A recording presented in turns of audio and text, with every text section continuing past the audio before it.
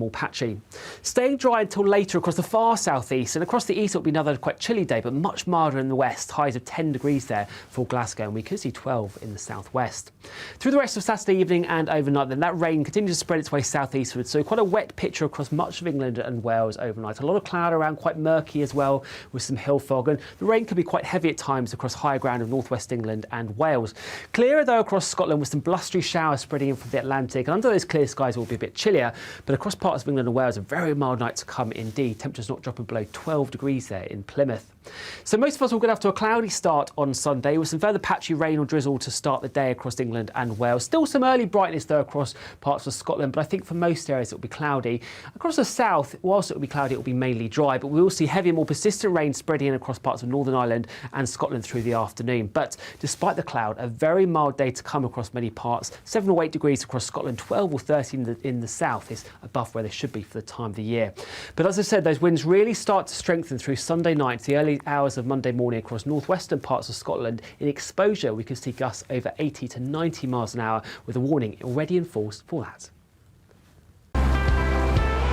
Canary Islands sponsors the weather.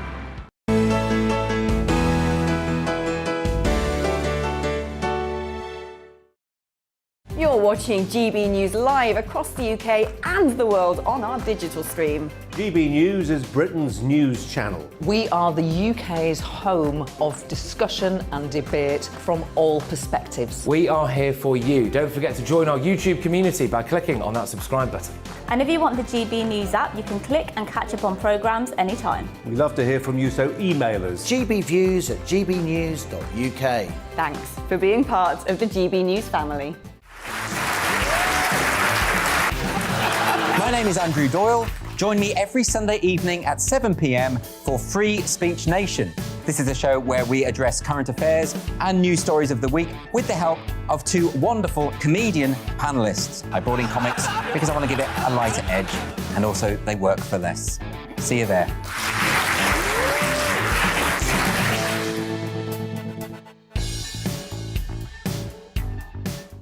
Join my show Farage, 7 p.m. till 8 p.m. Monday through Thursday, and there you will get opinion, analysis, debate, and I'll cover stories that nobody else dares to touch. And then for the last 15 minutes, talking pints. We're over a drink. We have a civilised conversation with someone. We very often disagree, but we do it in a grown-up way. Come and join me on Farage.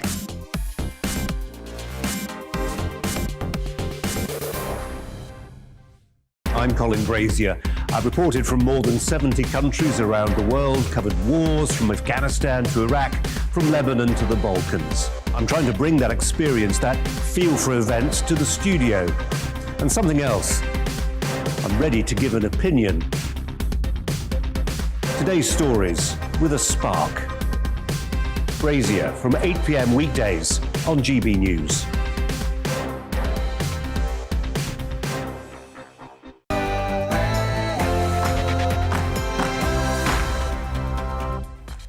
Good morning, I'm Esther McVeigh. And I'm Tonya Buxton. Join us shortly for Saturday Morning UK, but first, let's bring you up to date with the latest news with Bethany Elsey.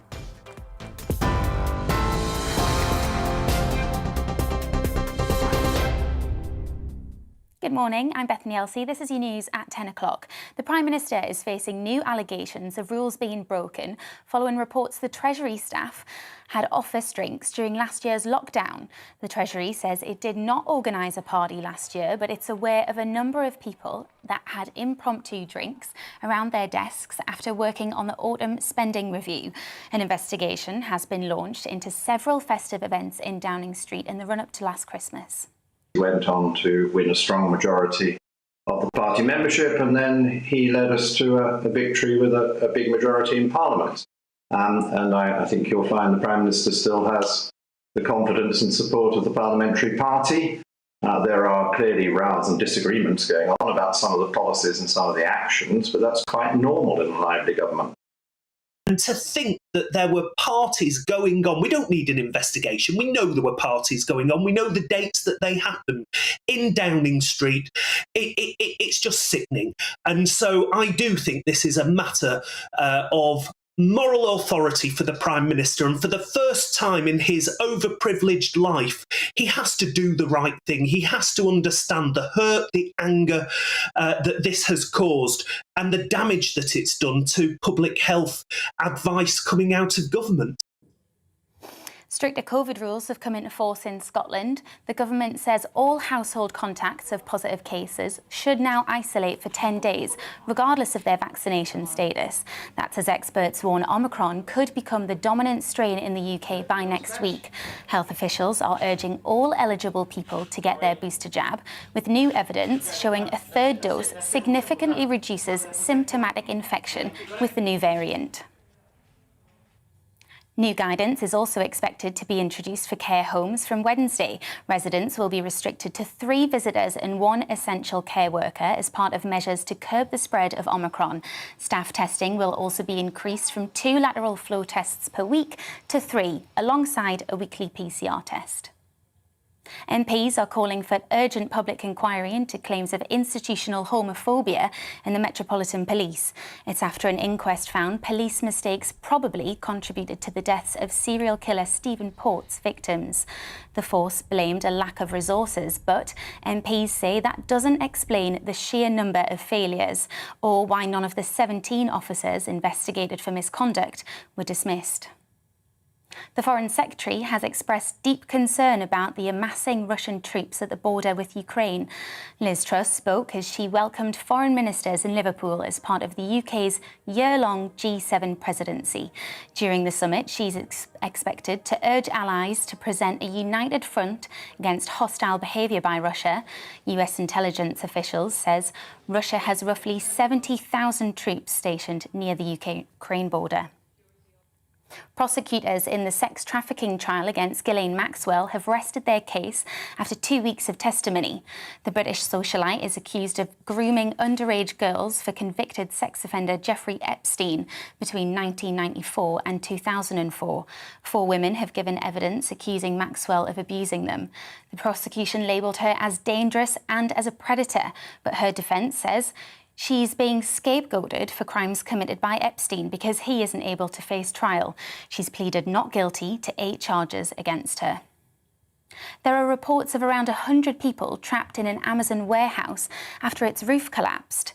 The building in southern Illinois was damaged as tornadoes and strong storms ripped through the area. A search and rescue operation is underway. England and France have missed a Brussels-imposed deadline for solving the post-Brexit fishing row.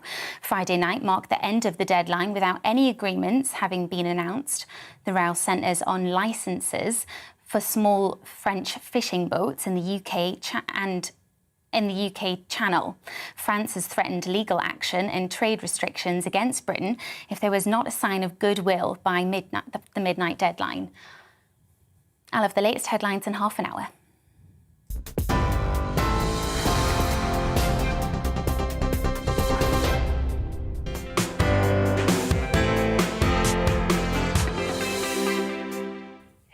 Hello, good morning and welcome to us for the next 2 hours. I'm Esther McVeigh. And I'm Tonya Buxton. And let me tell you, we've got a fun-packed show for the next 2 hours. We've got lots to tell you all about. Plus, we'll have the roundup of the royal saga that's happening at the moment with Angela Levin. And actress Glynis Barber joins us to talk us through her Saturday jobs. And Aidan McGee will be here live in the studio to tell us all about this weekend's sport. So stay tuned for Saturday Morning UK.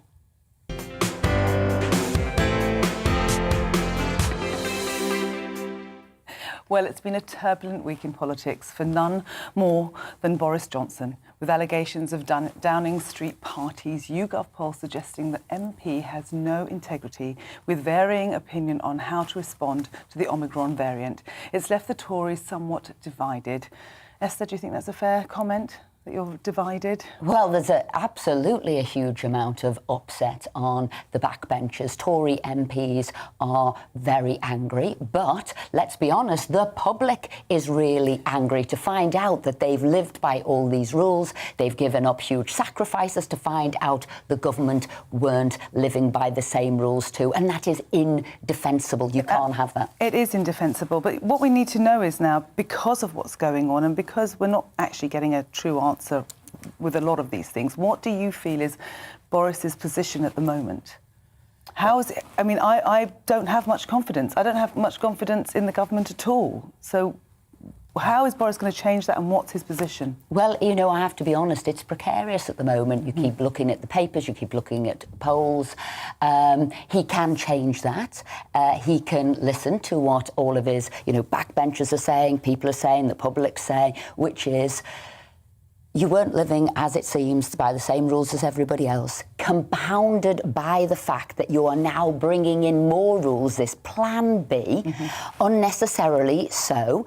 You're still waiting for the evidence. We've got the European Centre for Disease Prevention and Control who say the severity of the Omicron variant is asymptomatic and mild, and there has been no deaths so far. And if you look at the Mail today, this is page 2, 1,265 cases of the Omicron in the UK, but 0 in hospital and no deaths. So what I'm saying is, you've got to balance that up.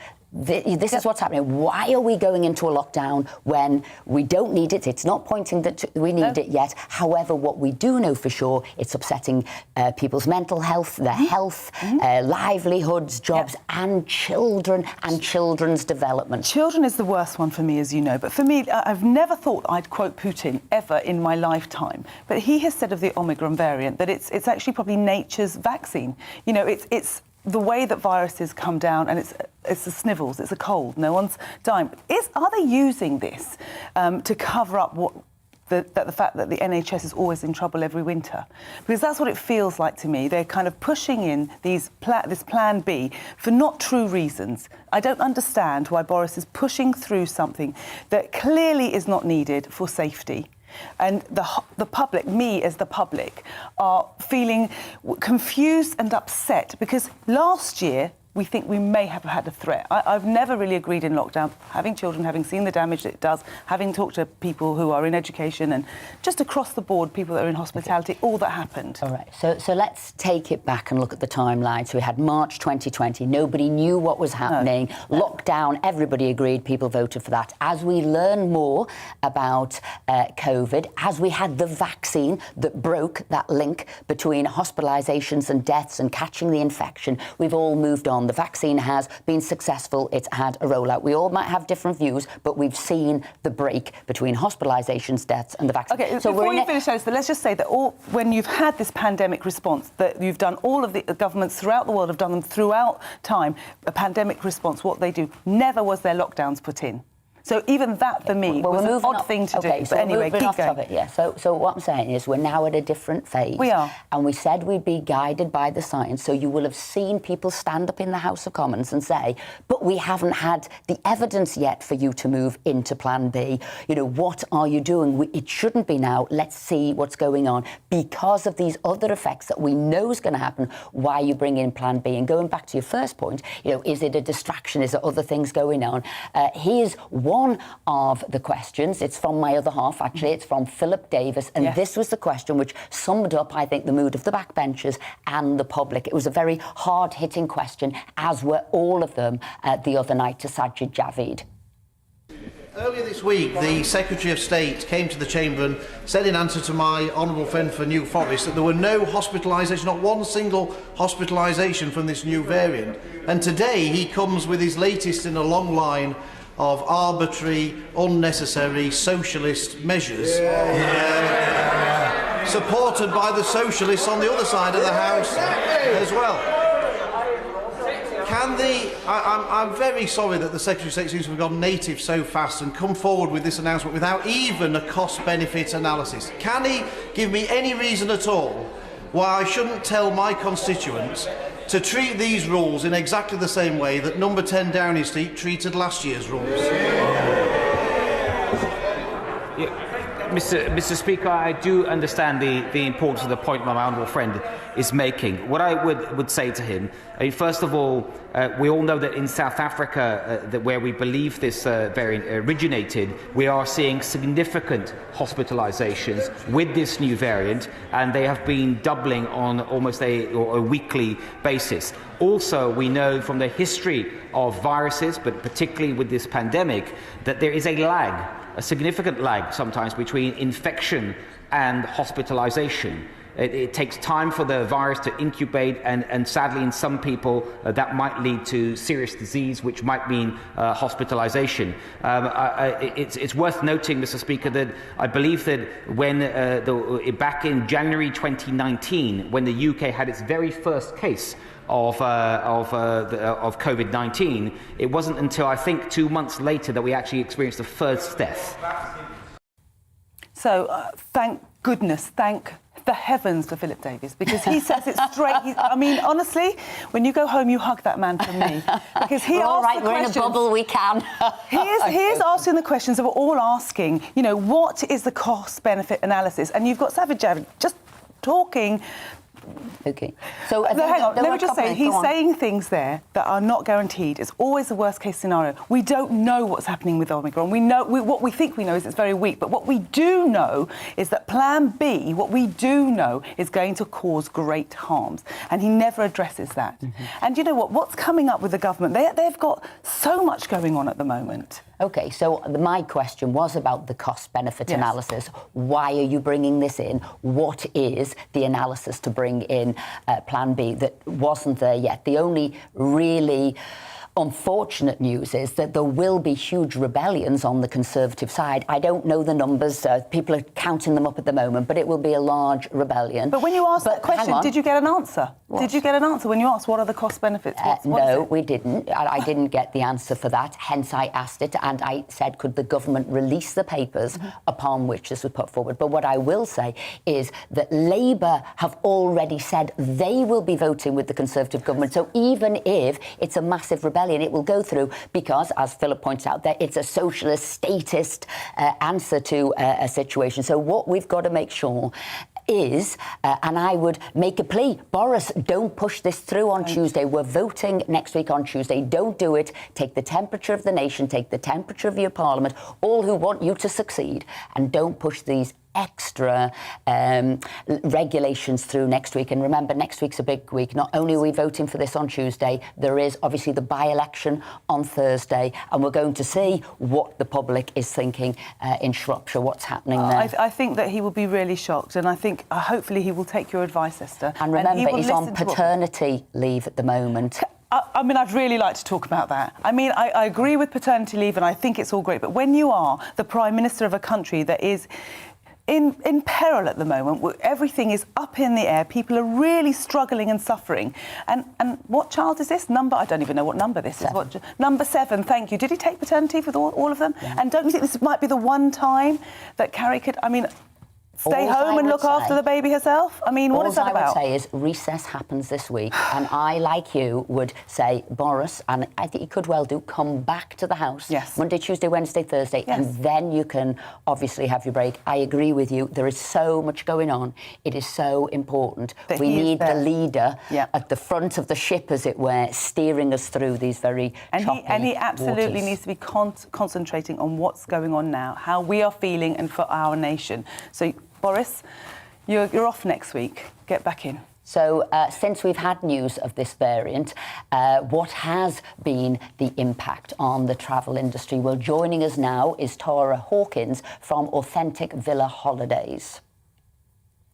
Hi, good morning, Tara. Morning. I mean, listening the to the travel industry has been... It's just suffered the most, hasn't it, throughout? Travel and hospitality are the two industries that have really suffered throughout. What are your thoughts on if Plan B comes in? And what are your thoughts on now? Because you've already had cancellations, haven't you? Yes, it's really been quite... in fact, when these announcements were announced a couple of weeks ago, I think we were all in shock because it took us all completely by surprise. Things had actually been improving, picking up. Bookings had been picking up, there were green shoots, and then suddenly this came out of the blue. And immediately this happened, we had people saying, we don't want to go ahead with booking, cancellations. I mean, I'm speaking to lots of industry colleagues, they've had cancellations to places like Dubai, New York for Christmas, or postponements, nervous customers. It's been reported 20% no-shows at airports. And the cancellations are just for now. They're going into January and February. People are worried. On this, you have to bear in mind, this is on top of 2 years of challenging trading conditions for the travel industry. And it's such a blow. And we're going to see more problems with ABTA announcing this week that the industry is going to run out of cash. It's getting critical. Furloughs ended. There's no redundancies. Furloughs ended, and I know people are talking about redundancies now. And it's such a shame because we're going to lose really good people from the industry. Tara, what do you think? Tara, it's one on top of the other.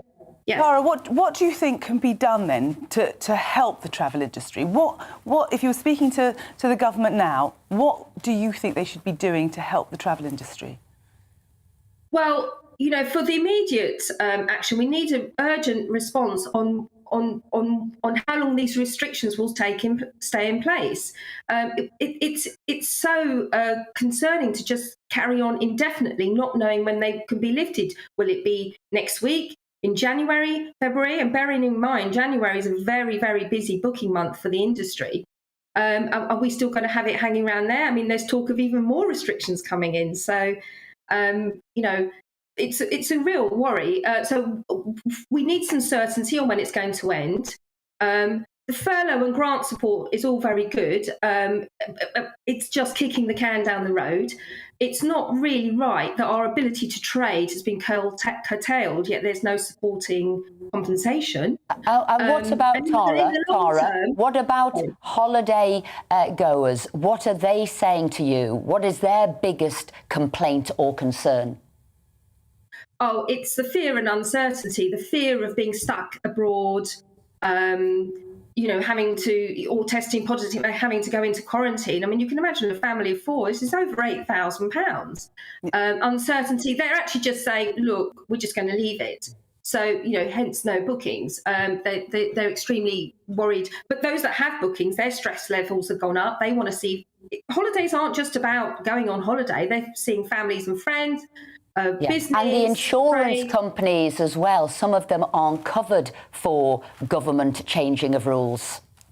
No, it's really hard to get insurance for curtailed holidays as connected with COVID and restrictions. The insurance companies have put so many clauses in, they don't want to cover it. So, I mean, I'm trying to find something. It's not that easy to find. And even insurance companies, they won't cover you for quarantine. I'm not aware of any that cover for quarantine, but I might be wrong. Tara, we're going to have to end it there. Tara Hawkins from Authentic Villa Holidays. But can I say thank you for joining us this morning in which is a very stressful time for you and the industry. And I just wanted to say that Tara has set up something. It's called freedomtotravel.co.uk. If you're really confused about what the travel situation is, go there and she gives some advice and help. So and we're going to talk about those quarantine hotels a little bit later on. Richard E. Grant, what he has been through, the cost of it, where is the cost going? Is it a rip-off? And don't forget, you must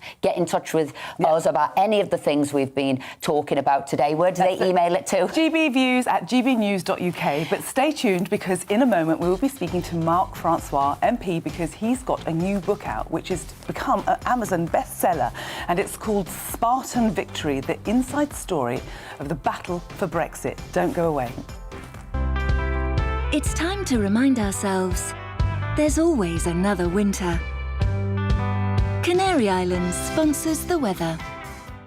Hello, it's all changed on the weather front through this weekend. We're going to see something a lot milder across the UK, but that comes with a price as we see cloud and rain at times and turning very windy across the far northwest of Scotland on Sunday night. So we look at the pressure pattern then. We've had a bit of a ridge of high pressure overnight. That's what's brought quite a cold start for many parts, but this cloud and rain is spreading in from the west associated with the weather front spreading in from the Atlantic. So you can see here quite a wet picture to start Saturday morning across much of western Scotland, Northern Ireland, western parts of England and Wales as well. But different picture further towards the east, drier, some early brightness first thing, but I don't think it will last too long as we see cloud continue to thicken from the west. So by the afternoon, it's quite a wet picture across much of Scotland, Northern Ireland, Northern England into Wales and southwestern parts of England, although I think in the south the rain a bit lighter and more patchy. Staying dry until later across the far southeast, and across the east it'll be another quite chilly day, but much milder in the west, highs of 10 degrees there for Glasgow, and we could see 12 in the southwest. Through the rest of Saturday evening and overnight, then that rain continues to spread its way southeastward, so quite a wet picture across much of England and Wales overnight. A lot of cloud around, quite murky as well, with some hill fog, and the rain can be quite heavy at times across higher ground of northwest England and Wales. Clearer though across Scotland, with some blustery showers spreading in from the Atlantic, and under those clear skies it will be a bit chillier, but across parts of England and Wales a very mild night to come indeed. Temperatures not dropping below 12 degrees there in Plymouth. So most of us will get off to a cloudy start on Sunday, with some further patchy rain or drizzle to start the day across England and Wales. Still some early brightness though across parts of Scotland, but I think for most areas it will be cloudy.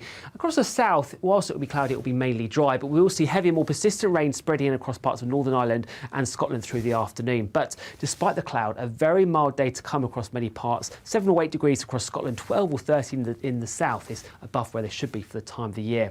But as I said, those winds really start to strengthen through Sunday night, the early hours of Monday morning across northwestern parts of Scotland. In exposure, we could see gusts over 80 to 90 miles an hour, with a warning already in force for that. Canary Islands sponsors the weather. You're watching GB News live across the UK and the world on our digital stream. GB News is Britain's news channel. We are the UK's home of discussion and debate from all perspectives. We are here for you. Don't forget to join our YouTube community by clicking on that subscribe button. And if you want the GB News app, you can click and catch up on programmes anytime. We love to hear from you, so email us. gbviews@gbnews.uk. Thanks for being part of the GB News family. My name is Andrew Doyle. Join me every Sunday evening at 7 p.m. for Free Speech Nation. This is a show where we address current affairs and news stories of the week with the help of two wonderful comedian panellists. I brought in comics because I want to give it a lighter edge, and also they work for less. See you there.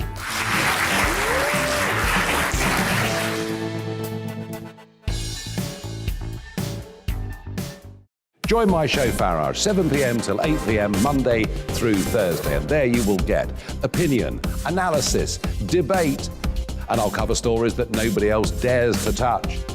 And then for the last 15 minutes, talking pints. We're over a drink. We have a civilised conversation with someone. We very often disagree, but we do it in a grown-up way. Come and join me on Farage.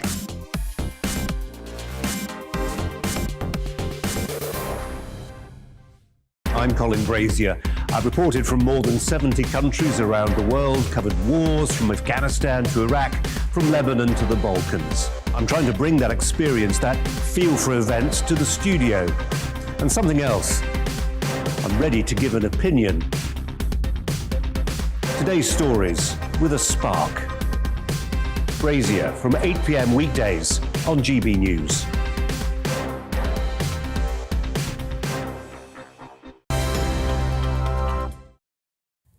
Welcome back to Saturday Morning UK with me, Esther McVeigh. And me, Tonya Buxton.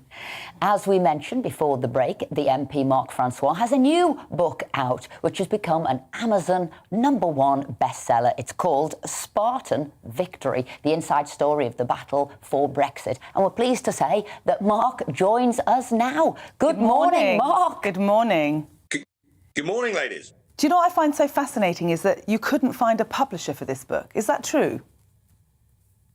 That is true. To give you the background, and at the risk of doing a bit of product placement, that's put it in there. Hold it the other way. We've got it up ourselves. We've got it up ourselves. There we go. Yeah, that's a photograph of a commemorative dinner that the Spartans had at the Carlton Club in September.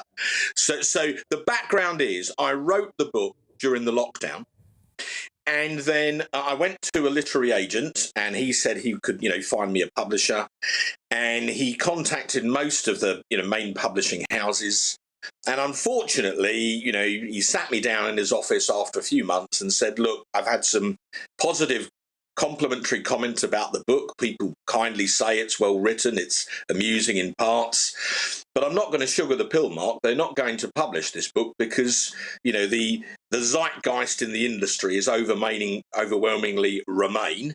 You're an arch Brexiteer, and they're just not going to publish your book.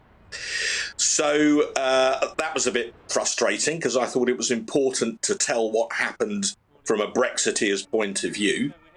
And I was having a chat with Nadine Dorries, one of your colleagues, Esther, but this is before she was the culture secretary, by the way. And she said, look, I know a bit of this story. It's important that it's told. Go to Amazon and self-publish it. And I knew one or two people at Amazon and I had a conversation. And anyway, cut a long story short, the book was published a week ago. And so if anyone wants to buy it, you go on the Amazon website. It's in hardback, it's in paperback, or an e-version on Kindle. You order it the normal way, like any other book. Mark. It's a #1 bestseller.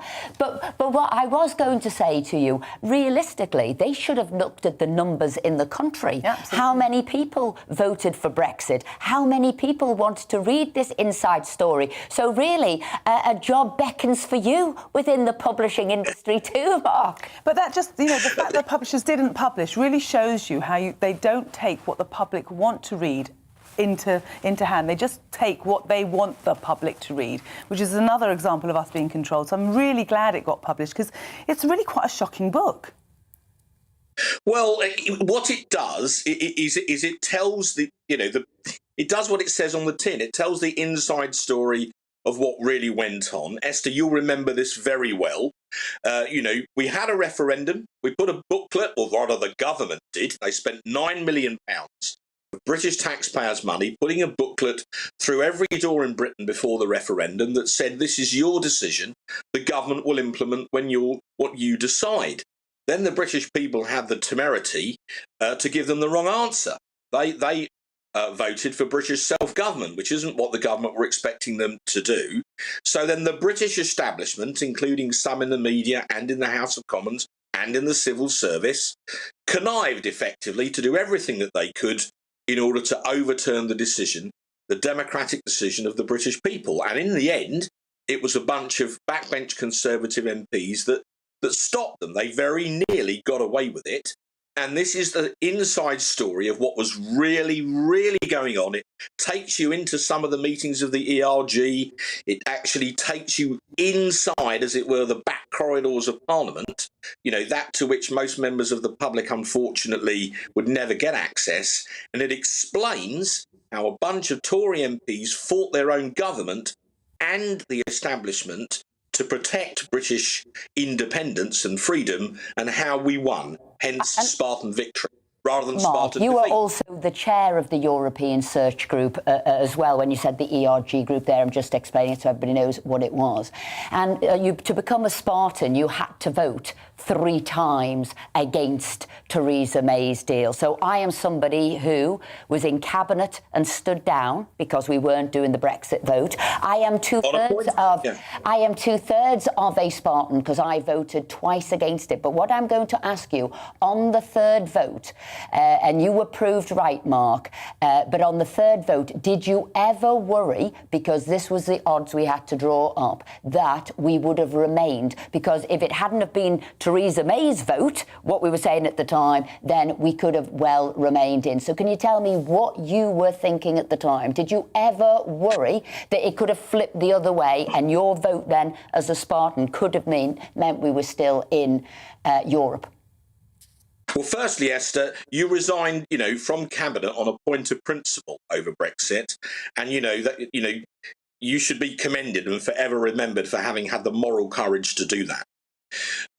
Now, with regard to the third vote, the reason that we held out was because Theresa May's deal, the withdrawal agreement, which remember was a draft international treaty, basically kept us in the European Union. When you actually read the detail, it was 585 pages of A4. It was sort of Euro verbiage. It was deliberately written that way to be difficult to read. But I was the vice chairman of the RG at the time. I'm the chairman now. Jacob was the chairman at the time. And by the way, he's very kindly endorsed the book. He says, if you voted for Brexit, you really ought to buy it. So bless you for that, Jacob. But what the book does is it takes that 585 pages of gobbledygook and it translates it into simple, everyday layman's English so that any member of the public can understand what that treaty really meant. And the bottom line is, it would have very rapidly led to us joining a customs union. If you're in a customs union, you don't control your external economic policy. You can't control your trade with other countries. You can only do that through the European Union. So you're not really a sovereign country. Mark, I want to thank you for being... I want to thank you for being on the show today. And as you say, your book has condensed all the goings on so everybody can read it. I did read that document, hence I resigned. But thank you for that, and thanks for being on this morning. But don't go anywhere, because in a moment, actress Glynis Barber will be here to tell us about the jobs that used to keep her busy on a Saturday morning as she was growing up. But first, let's get the news headlines.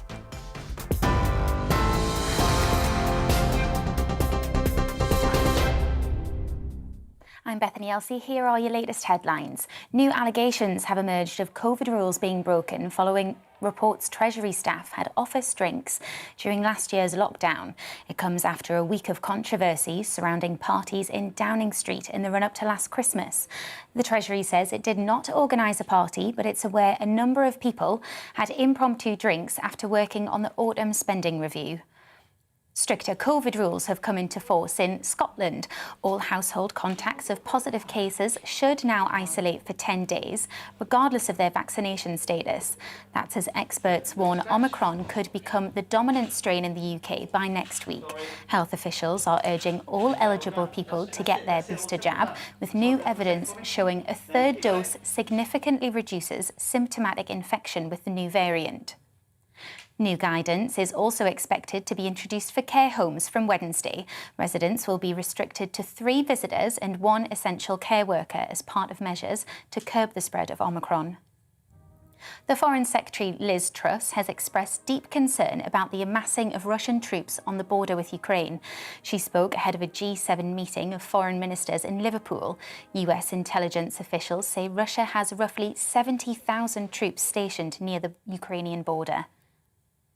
And England have been fined their entire match fee and docked 5 ICC World Test Championship points for a slow over rate in the first Ashes Test. The side was ruled to be 5 short of the target overs. Australia beat England by 9 wickets in Brisbane. You're up to date. I'll have more news in half an hour.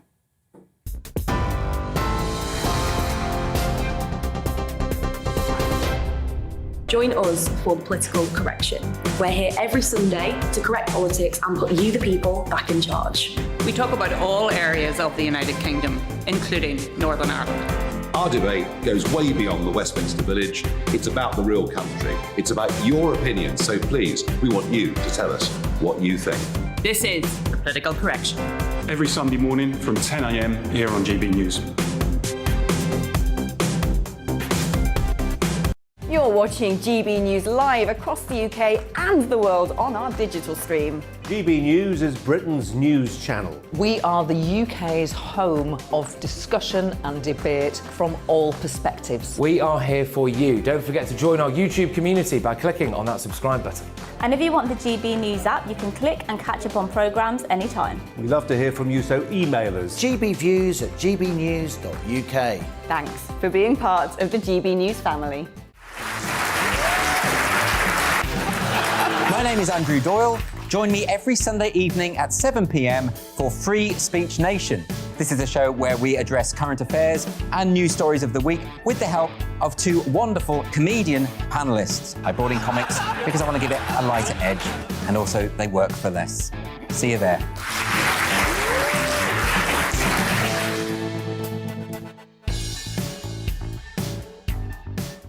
Join my show Farage, 7 p.m. till 8 p.m. Monday through Thursday. And there you will get opinion, analysis, debate, and I'll cover stories that nobody else dares to touch. And then for the last 15 minutes, talking pints. We're over a drink. We have a civilized conversation with someone. We very often disagree, but we do it in a grown-up way. Come and join me on Farage.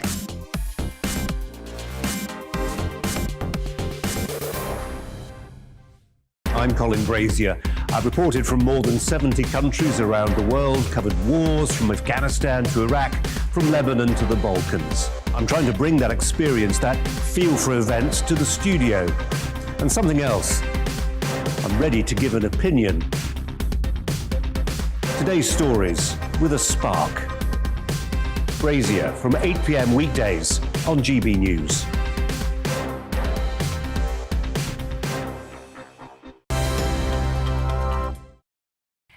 Welcome back to Saturday Morning UK with me, Esther McVeigh. And I'm Tonya Buxton.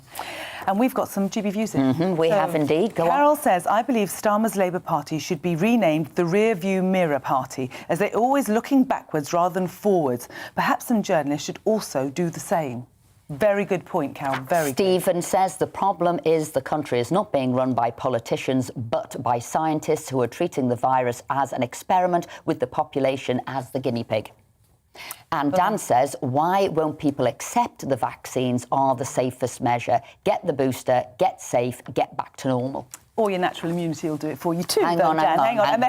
And Steph says, why can't we be more accepting of people's right to choose? People have the right to choose. We live in a free society. I completely agree with you, Steph.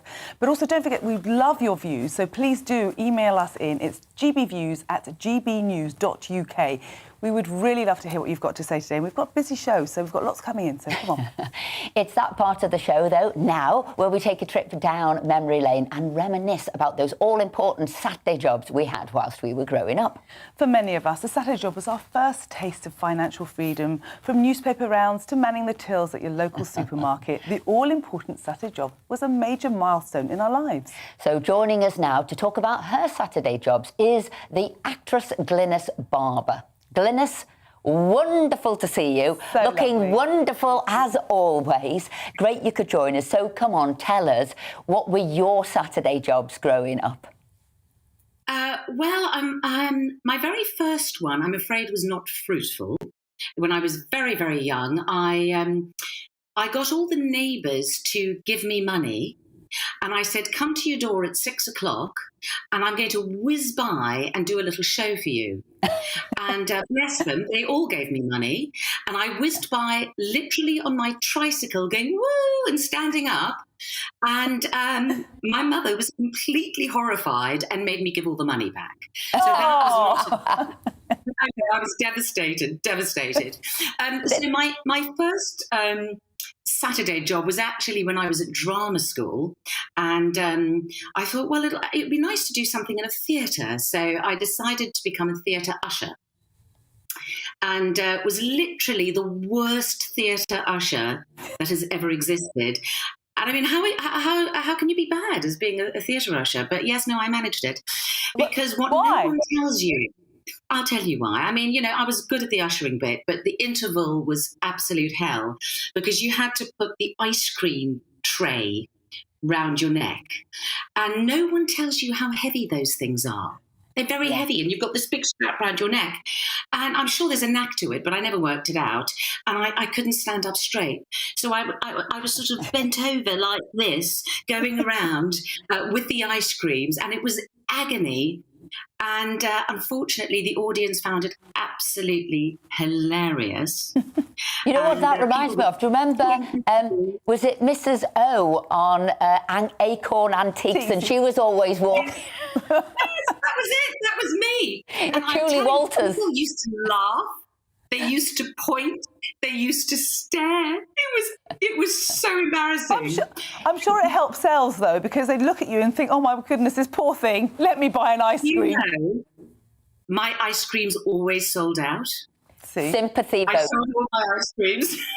Is it, oh, please lighten my load. Take this weight off me. Then I'll be able to stand up straight, buy an ice cream. Oh, you're a canny saleswoman. And then after that, what other jobs did you do? Any other Saturday jobs? Well, no, not to be honest. When I left drama school, I went straight into acting, and I mean, I did a few dodgy one of those to begin with. But I just concentrated on on all my acting work. So Modelling? You did modelling, and you obviously told them. Actually, come to think of it, I think I did. I gave out flyers in the street and things like that. So yeah, I've probably done quite a few things that I've actually forgotten about. But did you earn the title of being a bit difficult when you were a model? Did you earn the title of being a bit difficult when you were a model? Oh, well, I wouldn't say I was a model. However, because I came from South Africa to go to drama school. So I had a few months to kill, and I thought, oh, well, I've got to earn some money. Just be a model. So I was quite young. I was sort of 16, 17. And I wasn't very good at being a model either, because I had way too much opinion. And I had an opinion on everything, and I didn't realise, this was the 1970s, so I wasn't meant to have an opinion. And they'd say, well, do you like that? Just put your strap down, just move your top, just put your boobs out. And I was going, no, I don't think so. I'm not going to do that. Good for you. Will you do that? And I'm going, no, I don't want to do that job. And then, then I was told that I had a really bad reputation for having an opinion on everything and being really difficult and not doing what people said.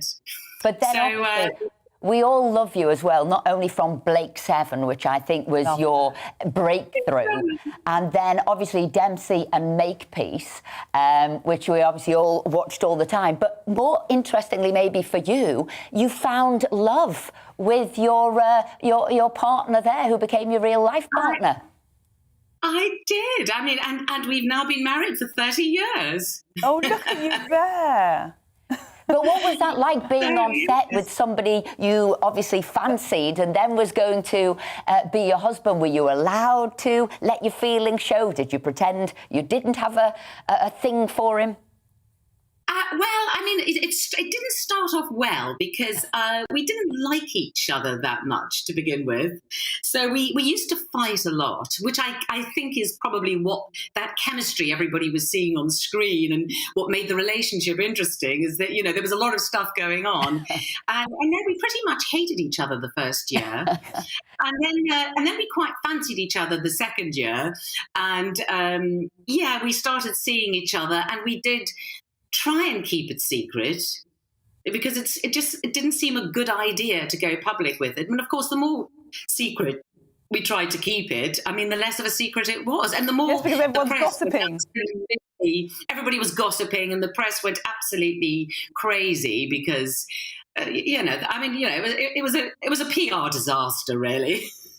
But Dempsey and Makepeace at the time was. It was the show. Everyone was talking about it. Everyone was talking about you. And I actually, can remember reading in the papers and the gossip columns, are they, aren't they, aren't they, aren't they? Used to sit there watching and thinking, they definitely are. Yeah, they definitely are. Oh, no, they're definitely not. Yeah. And you know what? You haven't, genuinely, you really haven't aged at all. You look amazing. Oh. So this effortless agelessness, how do you do it? Well, do you know, I never, in my youth, I wasn't interested in it, but sometime, sort of at the time I was doing Dempsey and Makepeace, I became very interested in health. And it's, I'm a bit of a weirdo. I like reading articles on supplements and health, and it's a genuine interest of mine. So a few years ago, I actually started a website called Ageless by Glynis Barber, because I was on Twitter by that stage, and people were asking me lots of questions. What do you do? What are you wearing? And so I said, oh, well, should I start a website? And everyone went, yes, yes, yes. So I started a website, and I really concentrated on health, stress, beauty, and I would really concentrate on organic beauty products, which are now very popular, but weren't that popular when I started doing it. And then it's sort of grown. And this year, and sort of during all the lockdowns and everything, I went on Instagram with Ageless, and I also started an Ageless YouTube channel. So every week there's a new video. And as I said, I cover everything. I've done a lot on stress and anxiety because, there's a lot of that about at the moment. But I do tons on beauty and makeup, and I've sort of slightly extended my repertoire, because to begin with, I was only doing very natural and organic things. But the truth is, as you age, you do need more active ingredients in your skin products. So I've expanded that a bit now. So it's basically an ever evolving thing as I age, and I'm always looking for the next thing. I'm always interested in the latest nutritional research. I'm always interested in the latest health research and beauty products and treatments. So, it's a fun thing to do. And I have some lovely followers on Ageless who've been with me since the beginning. And so if you want to know anything I'm doing, it's all there. Looking at you now, I know that you're going to be inundated, and that's Ageless by Glynis Barber, and that's your website and your YouTube.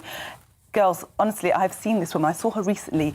If she told you that she's in her late 30s or early 40s, maybe you'd say, yep, absolutely, you look young for it. So I am studying your site like a mad woman, because it really is fabulous. Glynis, thank you so much for coming in and talking to us today. It's been a pleasure speaking to you. Thank you. Absolutely. Oh. Right, I think we've got some more GB views. We have indeed. I've got John. John says, face masks make me uncomfortable, and the lack of clarity or sense regarding them makes the new Plan B seem stupid. Why can't the vaccines just be more accessible and maybe go door to door to offer it?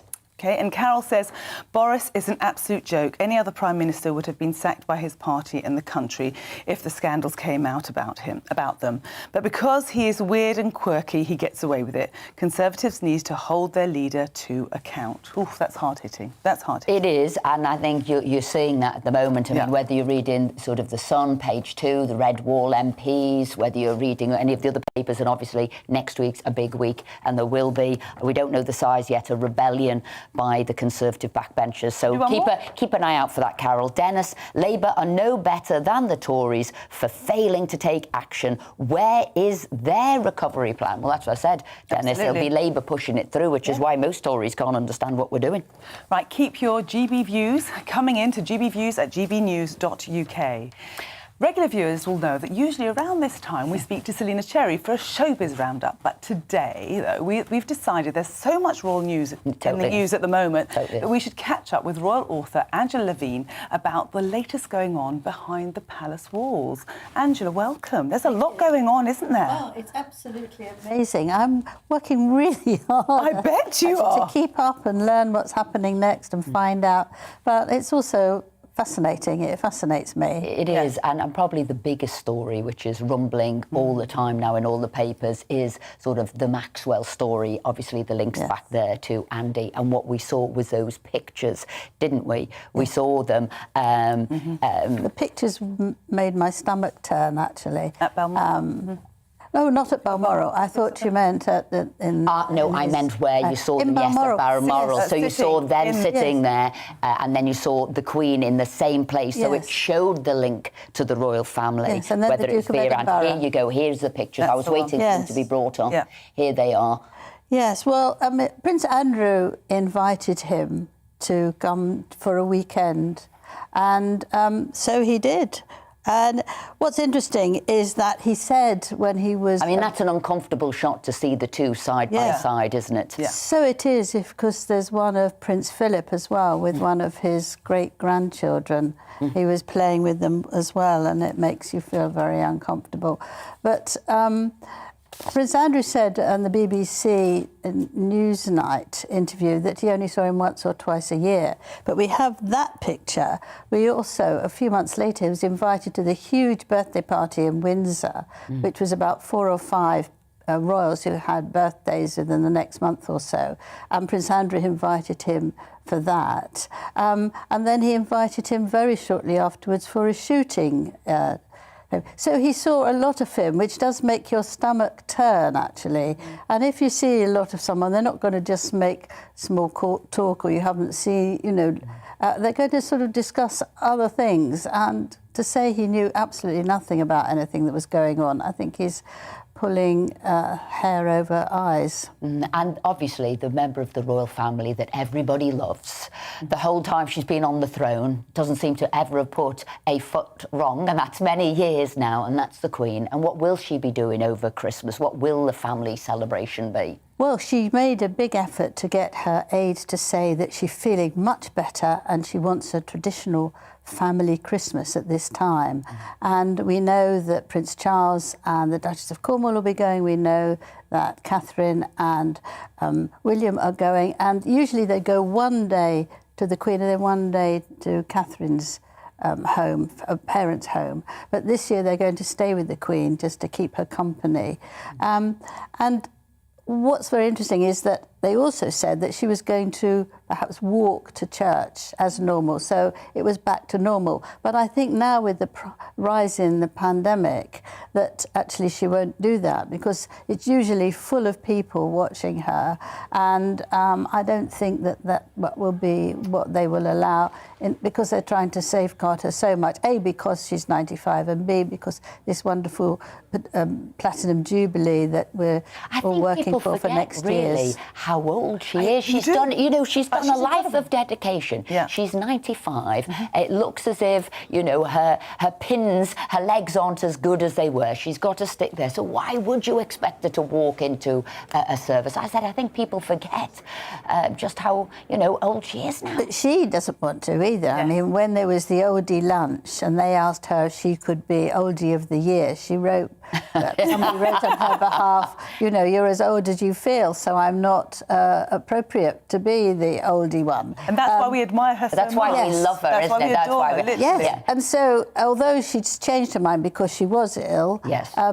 She doesn't want to not walk. I mean, the people who are there are her subjects. Yeah. They're the people she loves. They're the people she's wanted to see for 70 years now. And it takes a lot to stop her fighting her age. I think her brain is absolutely alert and as young as can be, but her body won't listen to the brain anymore and is actually Can I tell you, I've seen crumbly. her at obviously she's a big horse racing fan, and I have seen her there. I have been amazed, sharp as a pin she is, remembering all the horses, the trainers, what year they won, etc., etc., her jockeys, the breeders, the whole thing, absolutely as sharp as you like, unbelievable. Yeah. And now the carol concert.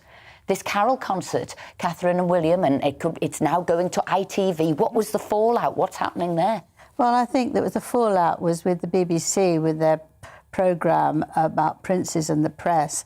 I mean, it took 2 years to make, so by the time it came out, it was very out of date, in my view. And it was also very biased towards Meghan and Harry. For example, Meghan's lawyer could come on and say, she didn't do this, she didn't do that. Well, she wasn't there at the time. She doesn't necessarily know. And they didn't give the palace a chance to respond. What they did do was send them a list of the allegations in very general terms, but they wouldn't let them see any of the parts of it.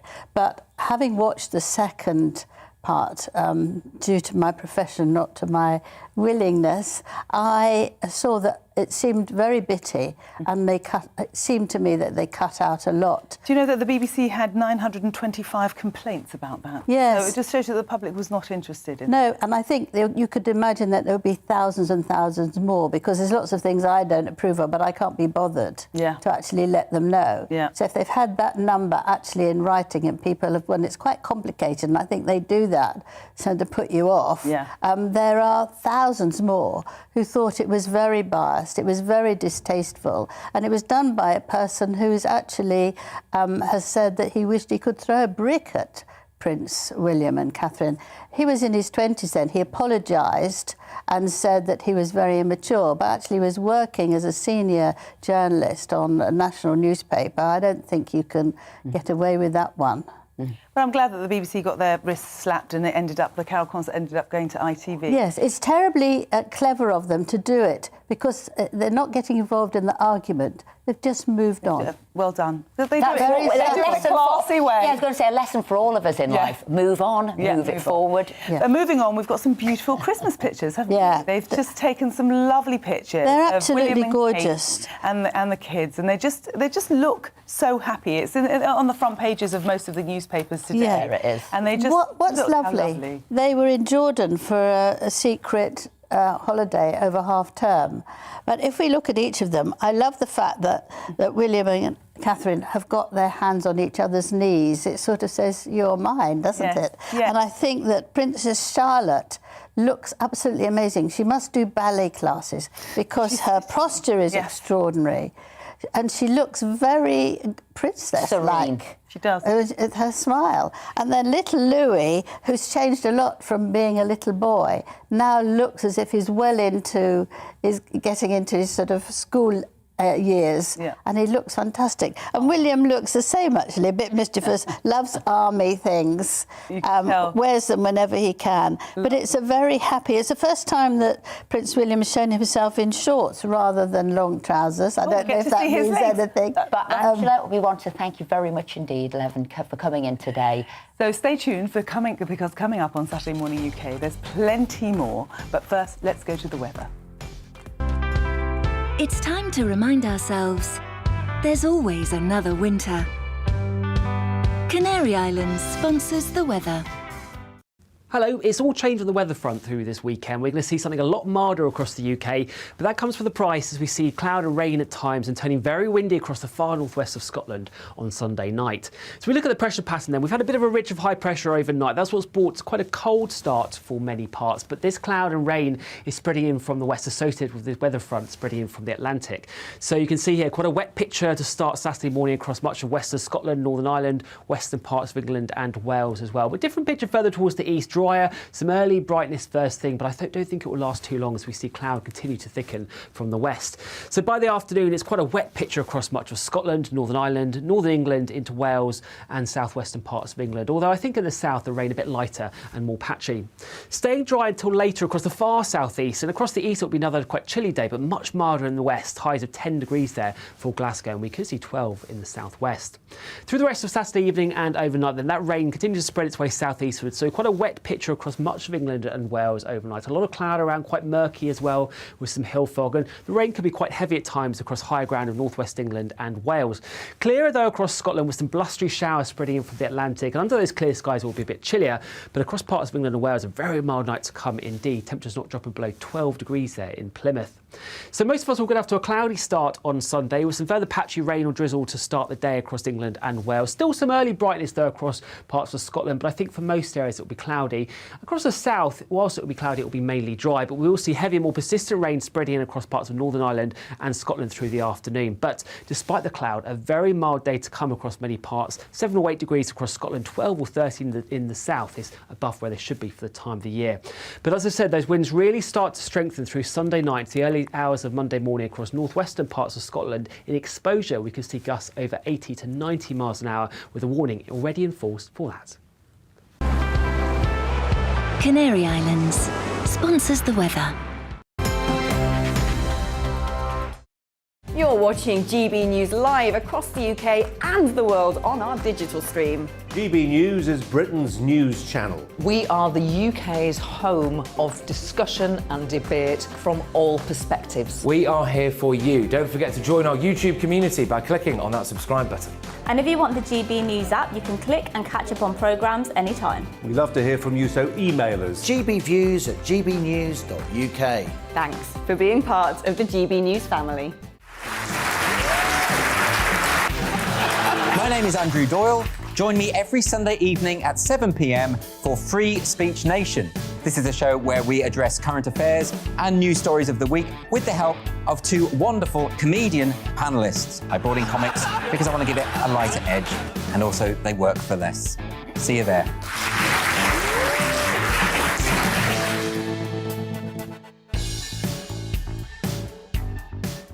Join my show Farage, 7 p.m. till 8 p.m. Monday through Thursday, and there you will get opinion, analysis, debate, and I'll cover stories that nobody else dares to touch. And then for the last 15 minutes, talking pints. We're over a drink. We have a civilised conversation with someone. We very often disagree, but we do it in a grown-up way. Come and join me on Farage.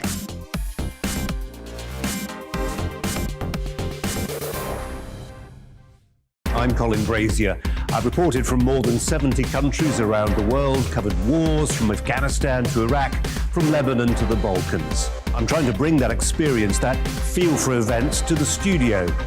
And something else. I'm ready to give an opinion. Today's stories with a spark. Brazier from 8 p.m. weekdays on GB News.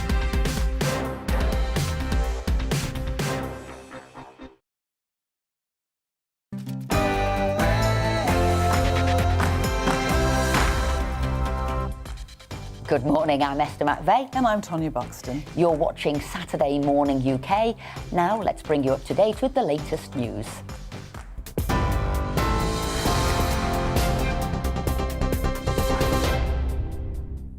Good morning, I'm Bethany Elsey. This is your news at 11 o'clock. New allegations have emerged of COVID rules being broken following reports the Treasury staff had office drinks during last year's lockdown. The Treasury says it did not organise a party last year, but it's aware of a number of people had impromptu drinks after working on the autumn spending review. It follows an investigation into several festive events in Downing Street in the run-up to last Christmas. Despite calls for the Prime Minister's resignation, he still has support within his party. He went on to win a strong majority of the party membership, and then he led us to a victory with a big majority in Parliament. And I think you'll find the Prime Minister still has the confidence and support of the parliamentary party. There are clearly rows and disagreements going on about some of the policies and some of the actions, but that's quite normal in a lively government. To think that there were parties going on. We don't need an investigation. We know there were parties going on. We know the dates that they happened in Downing Street. It's just sickening. And so I do think this is a matter of moral authority for the Prime Minister, and for the first time in his overprivileged life, he has to do the right thing. He has to understand the hurt, the anger that this has caused, and the damage that it's done to public health advice coming out of government. Stricter COVID rules have come into force in Scotland. The government says all household contacts of positive cases should now isolate for 10 days, regardless of their vaccination status. That's as experts warn Omicron could become the dominant strain in the UK by next week. Health officials are urging all eligible people to get their booster jab, with new evidence showing a third dose significantly reduces symptomatic infection with the new variant. New guidance is also expected to be introduced for care homes from Wednesday. Residents will be restricted to 3 visitors and 1 essential care worker as part of measures to curb the spread of Omicron. Staff testing will also be increased from 2 lateral flow tests per week to 3, alongside a weekly PCR test. The Foreign Secretary has called for a united front against hostile behaviour by Russia. Liz Truss spoke during a G7 meeting of foreign ministers in Liverpool. She also expressed deep concern about the amassing of troops near the Ukrainian border, warning Russia faces severe consequences if it invades its neighbour. At least 50 people are feared dead in the US state of Kentucky after it was hit by tornadoes. A tornado also caused the roof of an Amazon warehouse to collapse in southern Illinois. Around 100 people were reportedly trapped. A search and rescue operation is still underway. MPs are calling for an urgent public inquiry into claims of institutional homophobia in the Metropolitan Police. It's after an inquest found police mistakes probably contributed to the deaths of serial killer Stephen Port's victims. The force blamed a lack of resources, but MPs say that doesn't explain the sheer number of failures or why none of the 17 officers investigated for misconduct were dismissed. Prosecutors in the sex trafficking trial against Ghislaine Maxwell have rested their case after 2 weeks of testimony. The British socialite is accused of grooming underage girls for convicted sex offender Jeffrey Epstein between 1994 and 2004. 4 women have given evidence. She's pleaded not guilty to 8 charges. And England and France have missed a Brussels-imposed deadline for solving the post-Brexit fishing row. The row centres on licences for small French boats operating in UK waters. France has threatened legal action and trade restrictions, but it also suggested talks could be extended if there's a sign of goodwill. And England have been fined their entire match fee and docked 5 ECC World Test Championships points for a slow over rate in the first Ashes Test. The side was ruled to be 5 short of the target overs. Australia beat England by 9 wickets in Brisbane. You're right up to date. I'll be back in half an hour.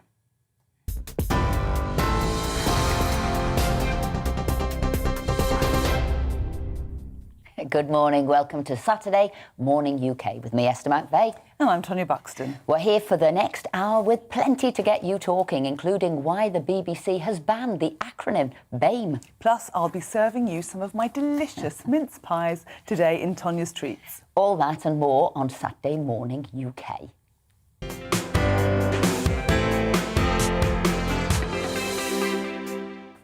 But we come straight back in with some more GB views. Thank you so much. We're getting lots of them and we love hearing your thoughts. Esther? So, Arthur, Boris is human, just like any of us. He is capable of mistakes. But mistakes must be learned from, and I don't think he's capable of that.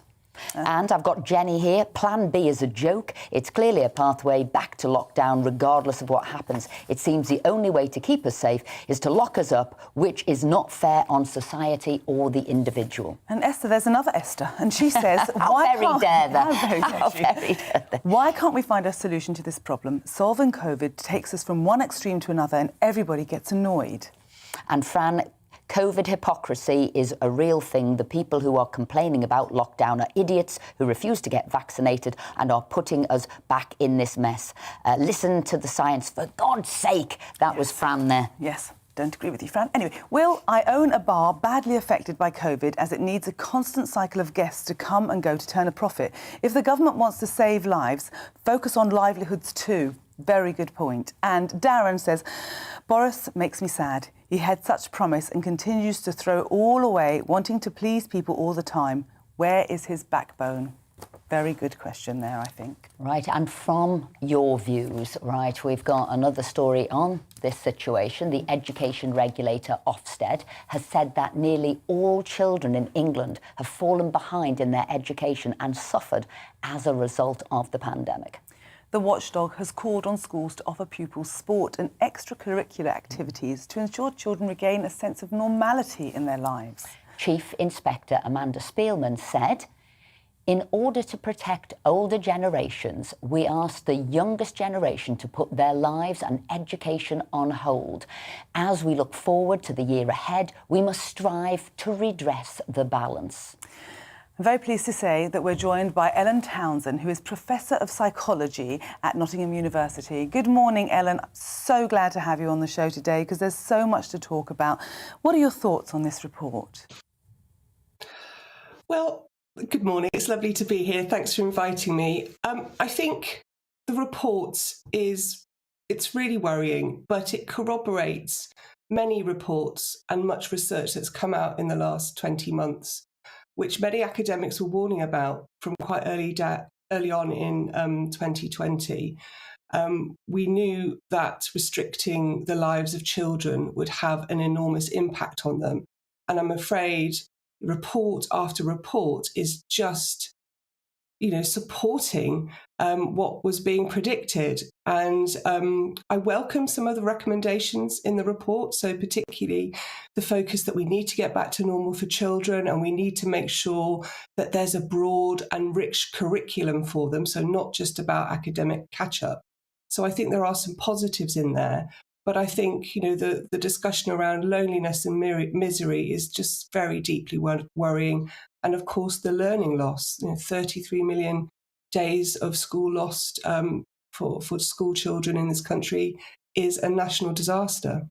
Ellen, can I just say that I was amazed this wasn't running front and centre of every news bulletin since it came out. The effect that lockdown and the pandemic has had on children is incredible. The development and progress of many of the youngest children was hampered, and some even regressing in basic language and social skills.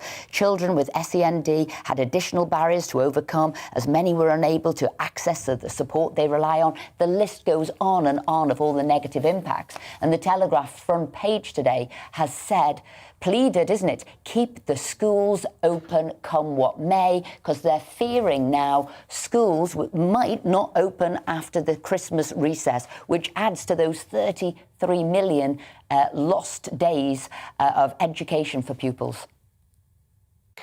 Well, I think that would be absolutely unforgivable, knowing what we know about the risk of COVID to children in a post-vaccinated world.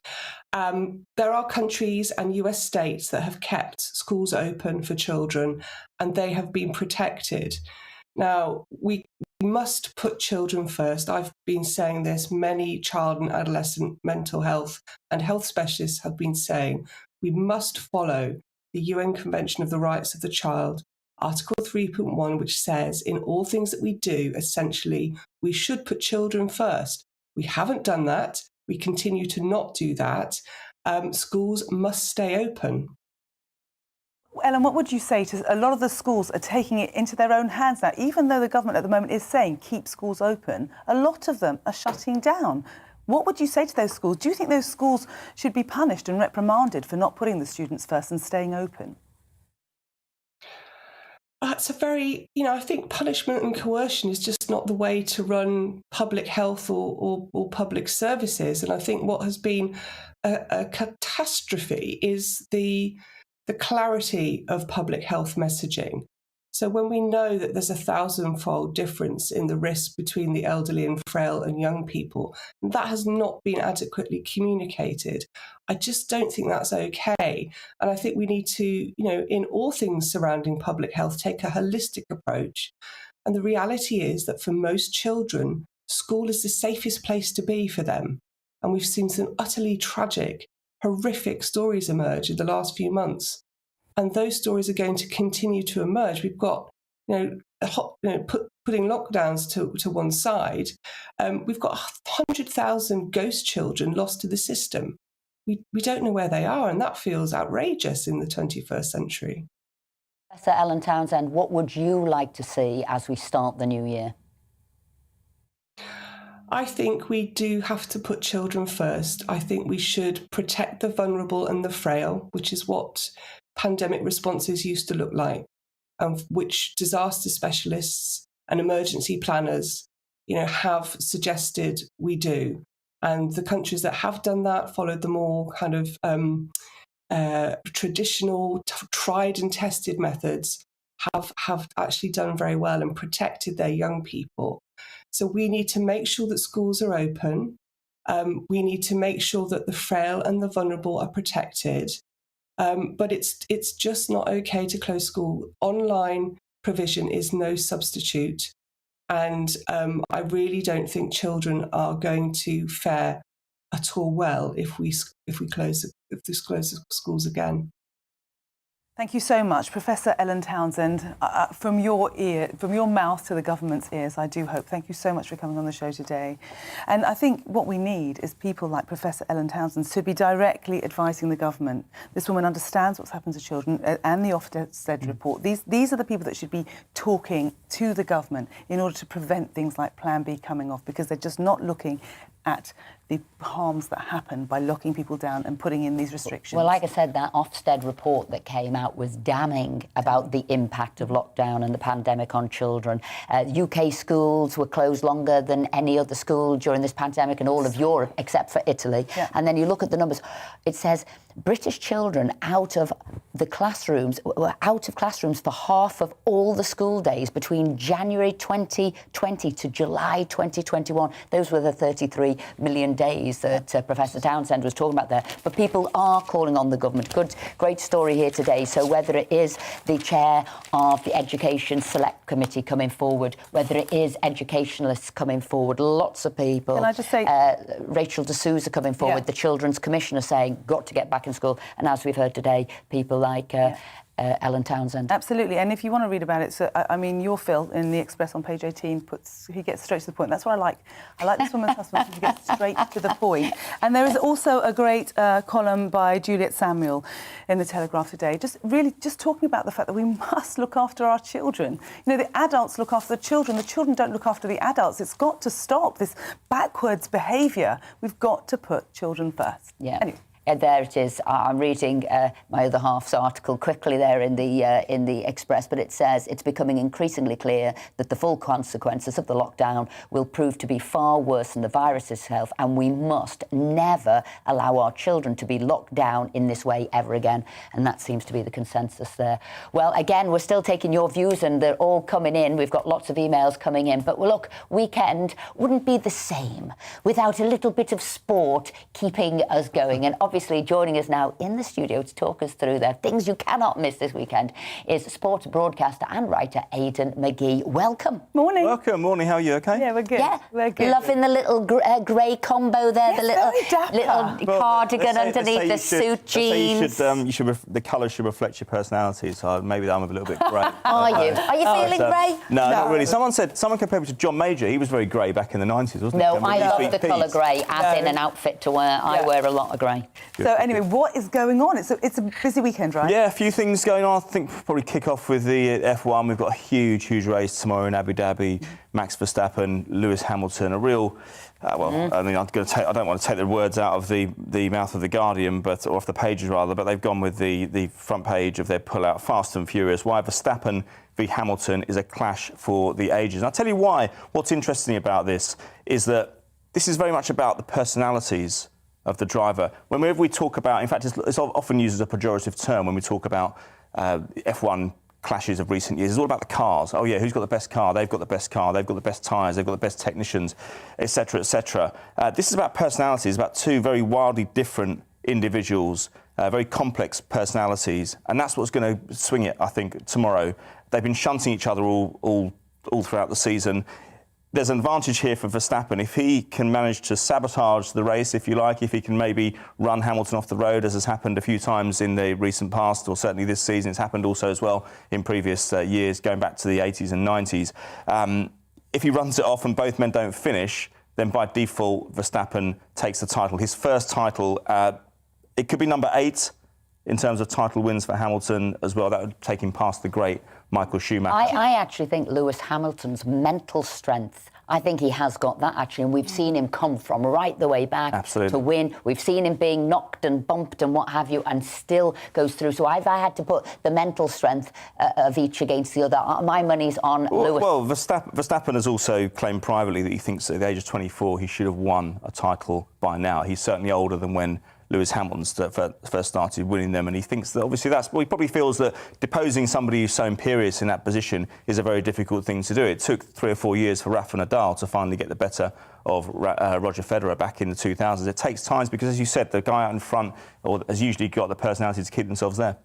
But also, what I found really interesting is that they've been told that they have to behave sportsmanlike and gentlemanly and not be rude to each other. Yeah, you can tell them a lot of things. I mean, but have you tried telling somebody to do something? But I do think, you're a sportsman. Behave sportsmanlike. I don't like this flattish behaviour. There's so much at stake, and also we're talking about personalities here. I mean, they're going into the race. There's only one thing on their mind. They'll do everything they possibly can to win this race. It's the same in any sport. The only thing I would say, whoever wins, I do feel they've got British backup, haven't they? So I know Lewis is obviously our British driver, but if you look at Verstappen's car, it is British made. And if you look in the column, as well, in your husband's... but that is, isn't it? So in a way, we've got both teams, and the Brits are the best at Formula One racing cars. Yes, absolutely. Yeah. And other sports as well. This weekend, Stephen Gerrard goes back to Anfield today for the first time as a manager. 3 o'clock kickoff. I'm surprised that wasn't chosen for television, but I suppose a few months ago when the selections were made, the story wasn't really there. But Stephen Gerrard talking about the influence, the short period of time he spent at Liverpool with Jurgen Klopp in charge and the advice he gave him as a coach. He goes back there less than 4 years later, as a manager. He says that he's happy to be the most unpopular person at Anfield today. If Aston Villa can get a win, he's promised also to celebrate. To be fair, there will be mixed loyalties there, because obviously Stevie G, Liverpool, I like, Stevie G, but obviously we want to win. So, they can get a goal, but they can't win. You see what I mean? You can get a goal, Stevie, but you can't win. That's the rules of the game. Thank you very much. And the Ashes. Yeah, the Ashes, I mean, look, so much hope in the third day. Joe Root and David Milan had made a real stand against the Australian aggressive pace attack. Unfortunately, that fell apart overnight. Australia came out ferociously, and they've taken the first test. It all comes down to Adelaide next. And I say it all comes down to it because although it's the second day, England have to actually win they have to win the Ashes to take back the urn. It's no good, so it means that there's no margin for error going forward now. So it's a very difficult thing to do. A couple of injury worries as well for Australia, which may play into England's hands. Hazelwood and Warner, the bowler and the opener there, are both injured outs, and that gets underway in Adelaide on Thursday. Aidan, thank you very much indeed. Coming up, a number of major UK broadcasters have committed to avoiding using the acronym BAME following recommendations from an industry report published by Sir Lenny Henry Centre for Media Diversity. We'll be looking at that next. It's time to remind ourselves there's always another winter. Canary Islands sponsors the weather. Hello, it's all changed on the weather front through this weekend. We're going to see something a lot milder across the UK, but that comes with the price as we see cloud and rain at times and turning very windy across the far northwest of Scotland on Sunday night. So we look at the pressure pattern then. We've had a bit of a ridge of high pressure overnight. That's what's brought quite a cold start for many parts, but this cloud and rain is spreading in from the west associated with the weather front spreading in from the Atlantic. So you can see here quite a wet picture to start Saturday morning across much of western Scotland, Northern Ireland, western parts of England and Wales as well. But different picture further towards the east. Drier, some early brightness first thing, but I don't think it will last too long as we see cloud continue to thicken from the west. So by the afternoon, it's quite a wet picture across much of Scotland, Northern Ireland, Northern England into Wales and southwestern parts of England, although I think in the south the rain a bit lighter and more patchy. Staying dry until later across the far southeast, and across the east it'll be another quite chilly day, but much milder in the west, highs of 10 degrees there for Glasgow, and we could see 12 in the southwest. Through the rest of Saturday evening and overnight, then that rain continues to spread its way southeastward, so quite a wet picture across much of England and Wales overnight. A lot of cloud around, quite murky as well, with some hill fog, and the rain can be quite heavy at times across higher ground of northwest England and Wales. Clearer though across Scotland with some blustery showers spreading in from the Atlantic, and under those clear skies it will be a bit chillier, but across parts of England and Wales a very mild night to come indeed. Temperatures not dropping below 12 degrees there in Plymouth. So most of us will get off to a cloudy start on Sunday with some further patchy rain or drizzle to start the day across England and Wales. Still some early brightness though across parts of Scotland, but I think for most areas it will be cloudy. Across the south, whilst it will be cloudy, it will be mainly dry, but we will see heavy and more persistent rain spreading in across parts of Northern Ireland and Scotland through the afternoon. But despite the cloud, a very mild day to come across many parts. 7 or 8 degrees across Scotland, 12 or 13 in the south is above where they should be for the time of the year. But as I said, those winds really start to strengthen through Sunday night, the early hours of Monday morning across northwestern parts of Scotland. In exposure, we could see gusts over 80 to 90 miles an hour, with a warning already in force for that. Canary Islands sponsors the weather. You're watching GB News live across the UK and the world on our digital stream. GB News is Britain's news channel. We are the UK's home of discussion and debate from all perspectives. We are here for you. Don't forget to join our YouTube community by clicking on that subscribe button. And if you want the GB News app, you can click and catch up on programmes anytime. We love to hear from you, so email us. gbviews@gbnews.uk. Thanks for being part of the GB News family. My name is Andrew Doyle. Join me every Sunday evening at 7 p.m. for Free Speech Nation. This is a show where we address current affairs and news stories of the week with the help of two wonderful comedian panellists. I brought in comics because I want to give it a lighter edge, and also they work for less. See you there.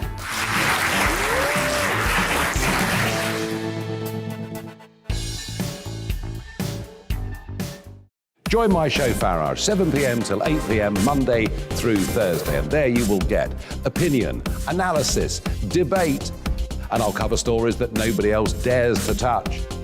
And then for the last 15 minutes, talking pints. We're over a drink. We have a civilised conversation with someone. We very often disagree, but we do it in a grown-up way. Come and join me on Farage.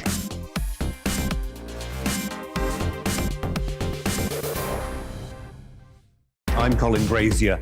I've reported from more than 70 countries around the world, covered wars from Afghanistan to Iraq, from Lebanon to the Balkans. I'm trying to bring that experience, that feel for events, to the studio. And something else. I'm ready to give an opinion. Today's stories with a spark. Brazier from 8 p.m. weekdays on GB News. Join us for Political Correction. We're here every Sunday to correct politics and put you, the people, back in charge. We talk about all areas of the United Kingdom, including Northern Ireland. Our debate goes way beyond the Westminster Village.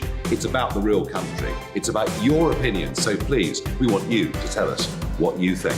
This is Political Correction. Every Sunday morning from 10 a.m. here on GB News.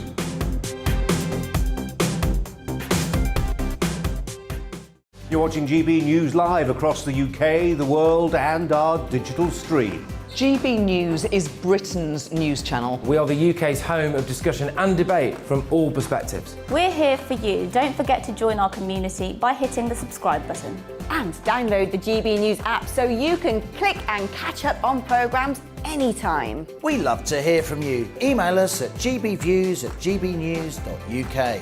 Thanks for being part of the GB News family.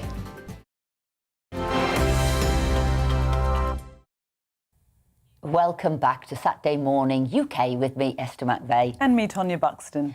A number of major UK broadcasters have committed to avoid using the acronym BAME following recommendations from an industry report published by the Sir Lenny Henry Centre for Media Diversity. The acronym, which stands for Black, Asian and Minority Ethnic, has been widely used in discussions relating to race and inclusion. The BBC, ITV, Channel 4, Channel 5 and its parent company, Viacom CBS UK, have all agreed to avoid using the term in their editorial news content and corporate communications. Joining us now to discuss this is GB News presenter Anaya Folarin Iman. Hello. Good morning. Morning. So I loved your column that you wrote in the Telegraph on Thursday, because it just made so much sense to me, and it just seems, especially this one line that you said, that it plays into the damaging idea that our skin colour is what ultimately defines us.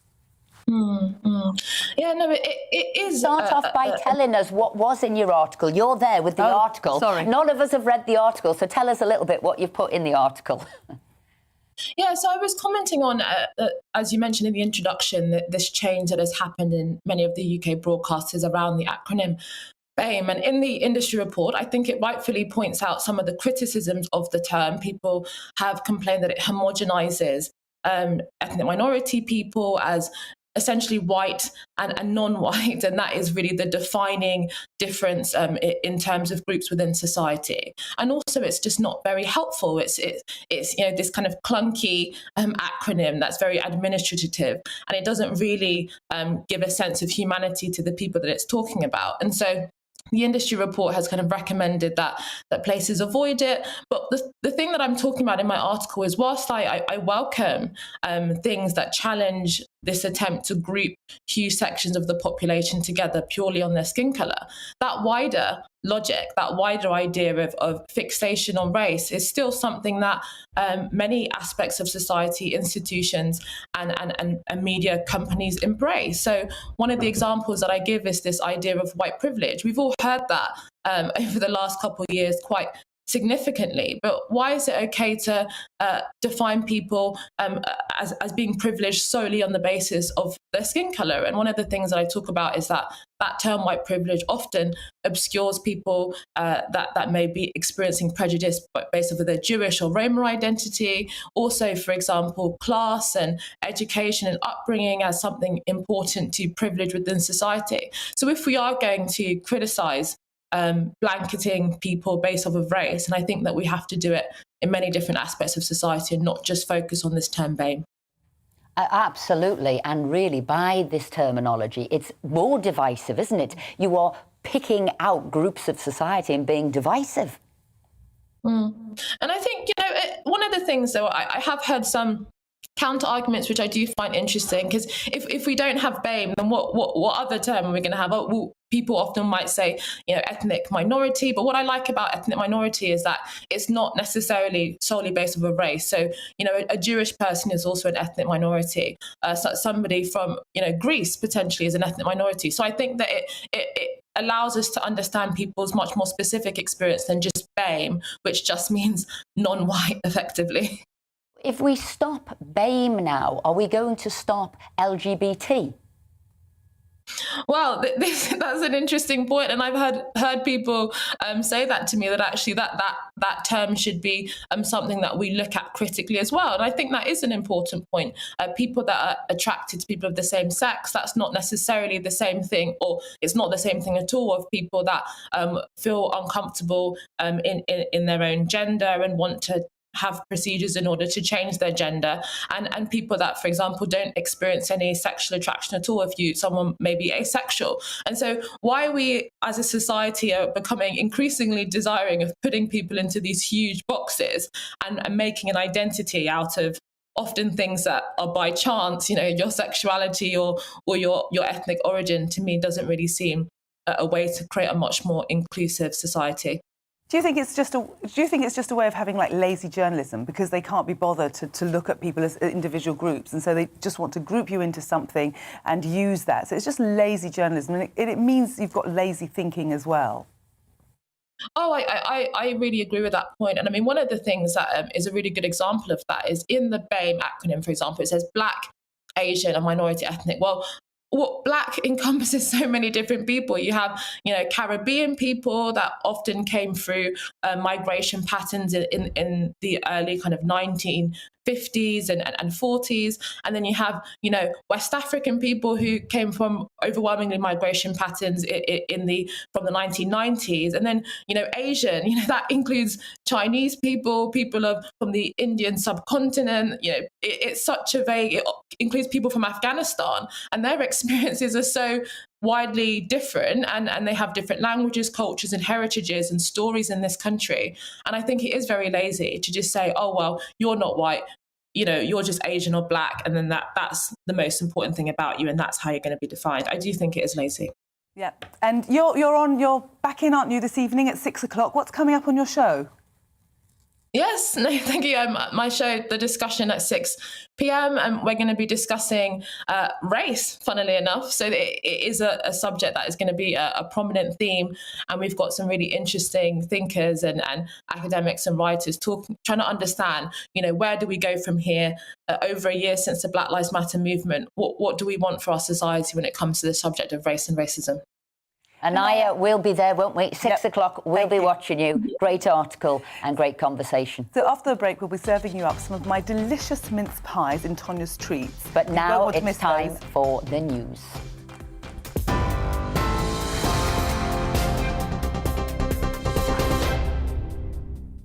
I'm Bethany Elsey. Here are your latest headlines. New allegations have emerged of COVID rules being broken after reports Treasury staff had office drinks during lockdown. It follows a week of controversy surrounding parties in Downing Street in the run-up to last Christmas. The Treasury says it did not organise a party, but it's aware a number of people had impromptu drinks after working on the autumn spending review. Stricter COVID rules have come into force in Scotland. All household contacts of positive cases should now isolate for 10 days, regardless of their vaccination status. That's as experts warn Omicron could become the dominant strain in the UK by next week. Health officials are urging all eligible people to get their booster jab, with new evidence showing a third dose significantly reduces symptomatic infection with the new variant. In the US, dozens of people have been killed by tornadoes which swept through the Midwest and parts of the South. At least 50 people are feared dead in Kentucky, and a search and rescue operation is underway in southern Illinois after an Amazon warehouse collapsed. The Foreign Secretary has called for a united front against hostile behaviour by Russia. Liz Truss spoke during a G7 meeting of foreign ministers in Liverpool. She also expressed deep concern about the amassing of troops near the Ukrainian border, warning Russia faces severe consequences if it invades its neighbour. And England have been fined their entire match fee and docked 5 ICC World Test Championship points for a slow rate of overs in the first Ashes Test. The side was ruled to be 5 short of the target overs. Australia beat England by 9 wickets in Brisbane. I'll have more on today's top stories at 12 o'clock.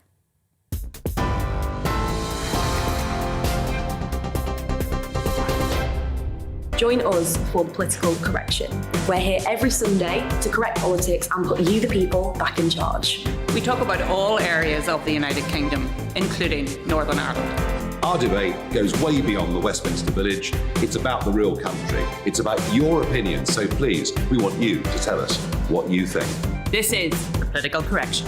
Every Sunday morning from 10 a.m. here on GBNews. You're You're watching GB News live across the UK and the world on our digital stream. GB News is Britain's news channel. We are the UK's home of discussion and debate from all perspectives. We are here for you. Don't forget to join our YouTube community by clicking on that subscribe button. And if you want the GB News app, you can click and catch up on programmes anytime. We love to hear from you, so email us. gbviews@gbnews.uk. Thanks for being part of the GB News family. My name is Andrew Doyle. Join me every Sunday evening at 7 p.m. for Free Speech Nation. This is a show where we address current affairs and news stories of the week with the help of two wonderful comedian panellists. I brought in comics because I want to give it a lighter edge, and also they work for less. See you there.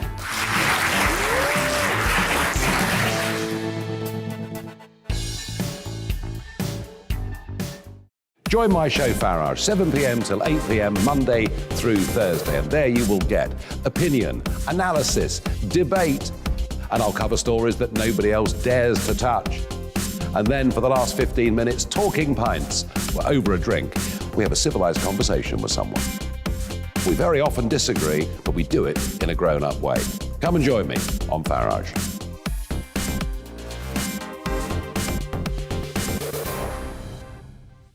I'm Colin Brazier. I've reported from more than 70 countries around the world, covered wars from Afghanistan to Iraq, from Lebanon to the Balkans. I'm trying to bring that experience, that feel for events, to the studio. And something else. I'm ready to give an opinion. Today's stories with a spark.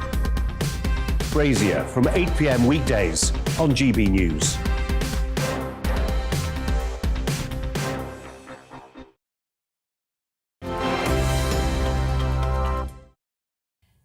Welcome back to Saturday Morning UK with me, Esther McVeigh. And me, Tonya Buxton.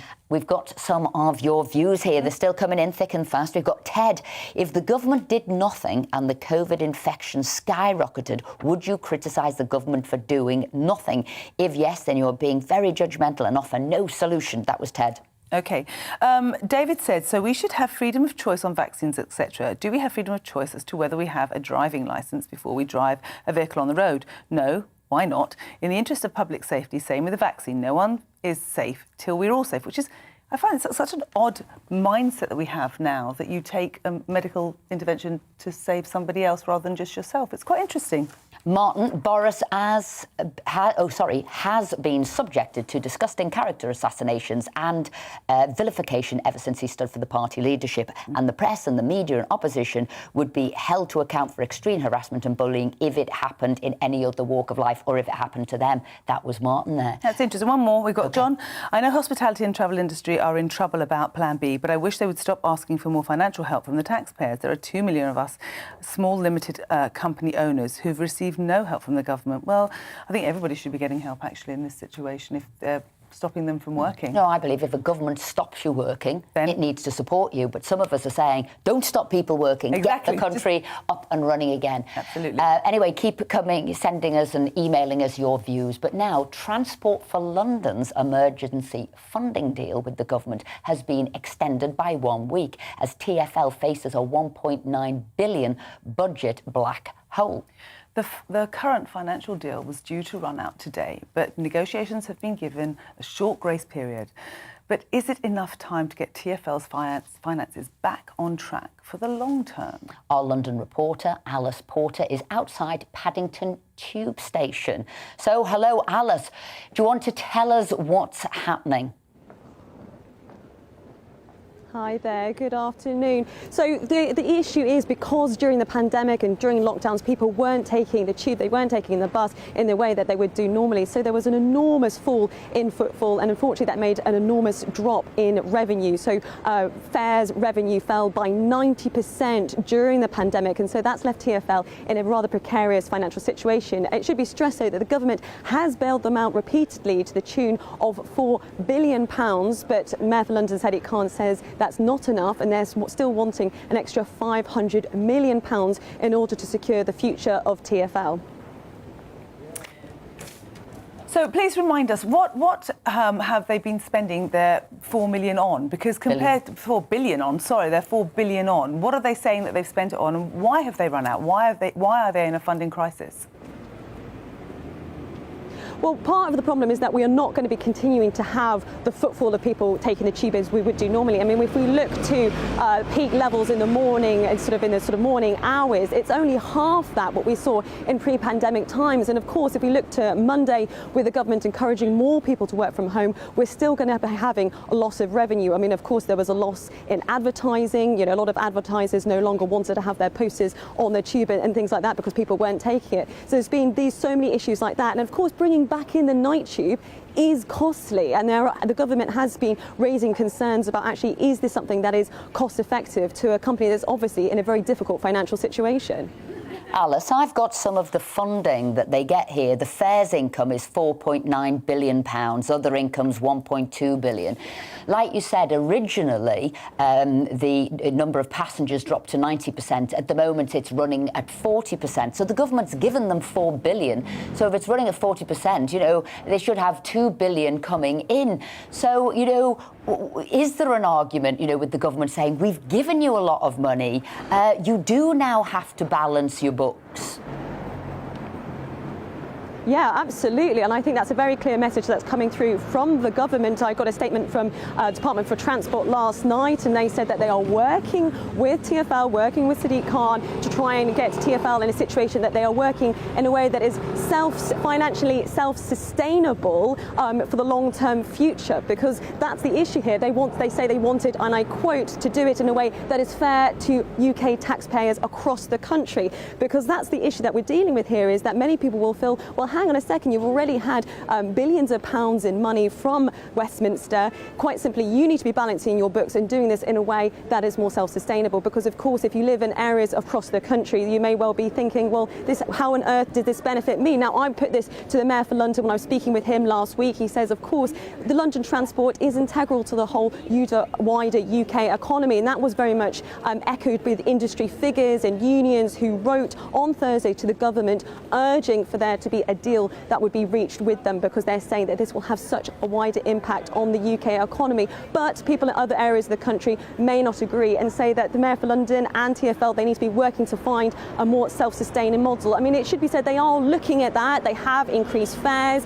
The Mayor for London has been threatening to bring in a Greater London boundary charge, which would see people who live in the Greater London areas, such as Croydon, paying an extra £5 to bring their car in. But that's caused an enormous pushback from a lot of Conservative MPs, because remember, there's already the congestion charge zone, the ultra-low emission zone that was only brought in just a couple of months ago. So to have that as well would cause, for many commuters, quite a lot of financial hardship. So that's the concern, the sort of pushback from the government there.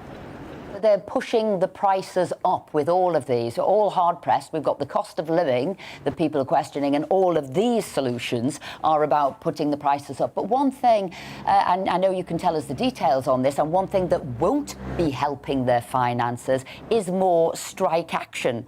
If you're closing the doors, then you ain't got the passenger numbers, you won't be taking any revenue that way. But there's been 2 sets of strike action happening. Yeah, absolutely. There's 2 different strikes that are happening. There's one strike that's happening this weekend, and that is in relation to the night tube being brought back in. By having it brought back in, it means that some tube drivers will be having to work 4 weekends a year. There's been enormous pushback from the unions, and you're quite right in saying that if that happens, then of course people can't take the tube, and then there's a loss of revenue. So there's that one issue there. But on top of that, we can expect even more strikes, because TfL have said in order to balance the books, they're going to have to let go of about 600 staff, and so that's had an enormous pushback from the unions, and they could be having more strikes from that regard. So it looks like it's going to be a very chaotic time in the months ahead for commuters in London. And it does seem to be that there's a sort of tussle between Westminster and Mayor for London, with very much, sadly, London commuters very much stuck in the middle of it. Thank you so much for your report. I mean, there needs to be a lot of thought put into this, don't you think? That the fact that I think the whole of the Underground in particular needs restructuring. I mean, the fact that they're striking for working 4 weekends a year and they earn 60k plus it blows my mind. And I do think that we need to they need to go back to the drawing board and look at the money that's going in and where it's going out. But strike action is not going to help their Never gonna finances help. Never. at all. Never So gonna I think they need to rethink that one. And also, you know, the upset and the inconvenience for all of the public across London. And you can't, the way Sadiq Khan has changed the roads structure above, you can't really get around. So you have to go underground now to avoid all the traffic and the traffic jams. But coming up next is my little Tonya's treats for you. And at this time of year, what do you want to be cooking? You want to be making your mince pies, don't you? Well, I'll just be eating yours. Yeah, I'm going to bring some in next week so Esther can eat mine. So have a little look at how you can make some lovely, simple mince pies. So you need to roll out the base of your mince pie enough for it to be thick enough to hold the mince so it's not too flaky, but not so thick that you're getting a mouthful of pastry. I don't like it when it's too pastry-ish. I don't really like them when they're so buttery. You know, you kind of get the shortbready buttery ones, but I don't like that either. So it's got to be kind of, I don't know, about just under a pound coin or a pound coin thin, I think is the best way to do it. Just cut that out, take the shape, place it into your tin that's been greased and floured. Push those in gently so you don't lose the little crinkly bits. And then on top of that, I either add, actually we do a couple of these so you can see.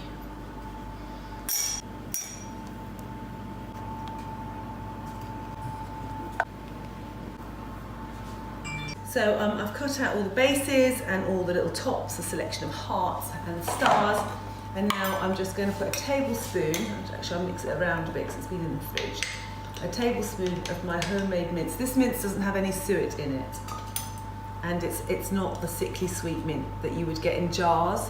So, I mean, these are the healthiest of mince pies you can get, but they're still really, really tasty. And as I said, you can get my mince recipe in the link below. A little star on top, a heart on top, or a little star.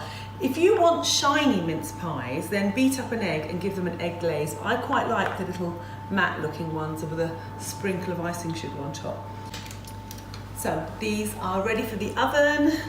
15 minutes, 180, keep an eye on them, and they should be perfect. So the mince pies have been in the oven for 15 minutes. It's just beeped, 180. Ooh, they're hot, and there you go. Beautiful mince pies. I just need to pop them out here, put them on the grill like that. And then when I serve them, I sprinkle them with a little bit of icing sugar and they're ready to go. All right. That's messy.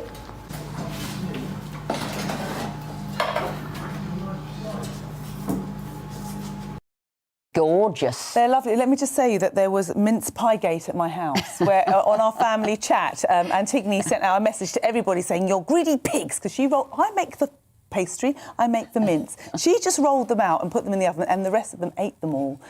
They ate about 30 mince pies in 2 days. Unbelievable. Now, you might wonder how we've quickly got sort of redressed or whatever. What's this all about? Go on. Yeah, this is our Christmas jumpers, and it's for Save the Children. And if you were wearing your Christmas jumper on Friday, yesterday, then, or if you're going to carry on wearing it through Christmas, it's a really good charity. It's Save the Children. You need to go to their website and donate £2. That's all, £2 per person.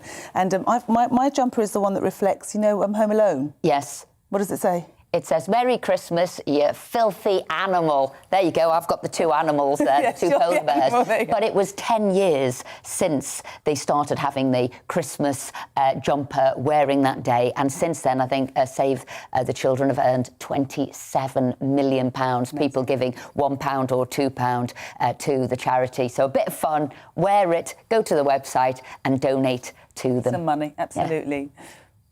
But earlier on the show, we were discussing the impact of the Omicron variant was having on people's travel plans and the costs involved having to quarantine on returning to the UK.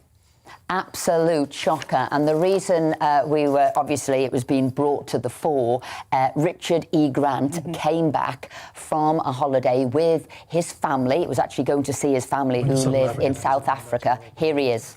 By the red region COVID restrictions. It took over a week. Many cancelled flights to finally get home, which I'm incredibly grateful. I understand that there are security costs in the hotel and that you've got to pay for 2 COVID tests, but £228 a day, and to receive 3 meals a day of this very poor standard in a supposed 4-star Holiday Inn hotel beggars belief. He showed pictures of his food. It was grotesque. It was completely grotesque. I don't know how.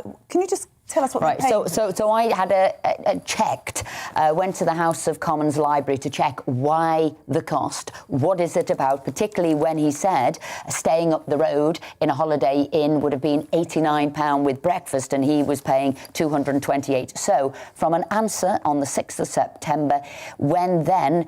Per guest, by the way, this is per guest, was paying £1,750. The notional cost was £2,059, implying a shortfall. So the government was putting in a subsidy of nearly £850, and this is what the money was on.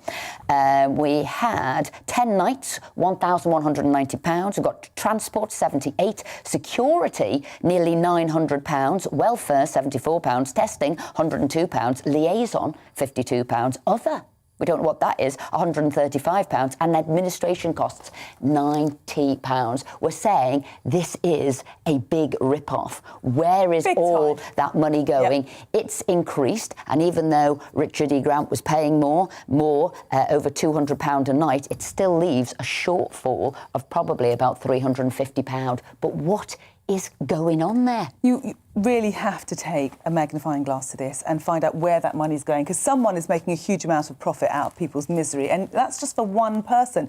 You know, I'm a family of 6. So if we got stuck in this, we got stuck in these ridiculous restrictions, it would cost a fortune. Yeah, it would. So no wonder that people are, stopping travelling, and the travel industry is in such a mess, because who can take that chance? Yeah, so it's not just the days off that you might not be able to have. It is this huge cost, and the amount has increased, as I said, to £2,285 per person.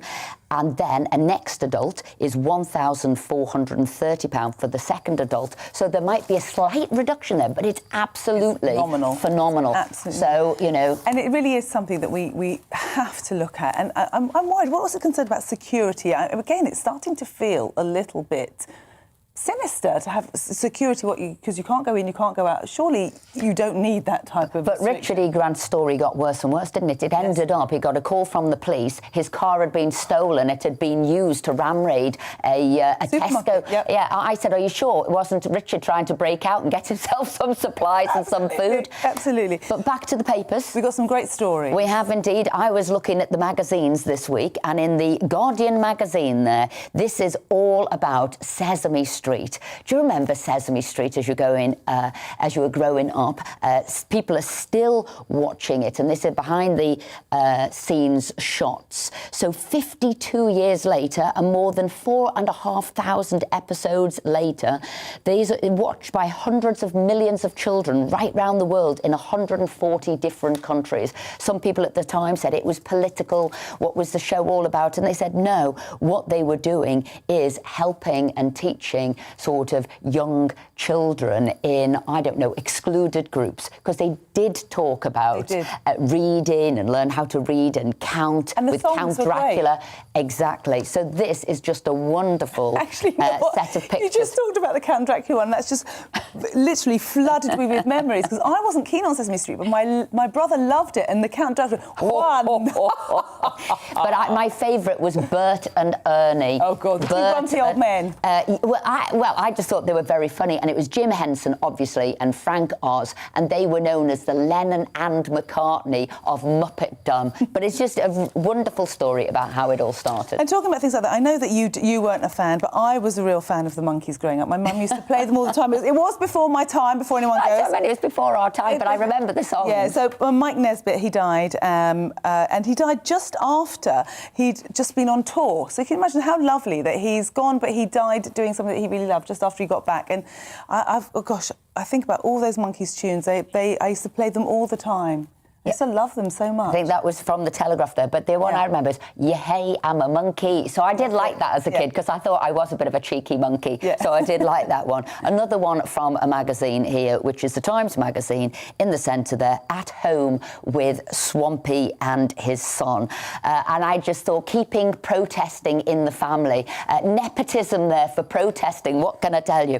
But a great story about him, his son, and obviously, who'd have believed it, I'm in accord with his son now, because like him, I don't believe we should be doing HS2, but it was a good story and fun to read in the magazine. It was lovely. And there's so much in the papers today.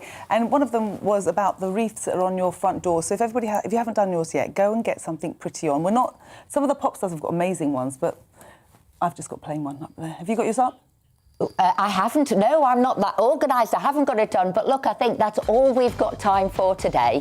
We'll be back next Saturday from 10. But up next is obviously the legendary Alistair Stewart.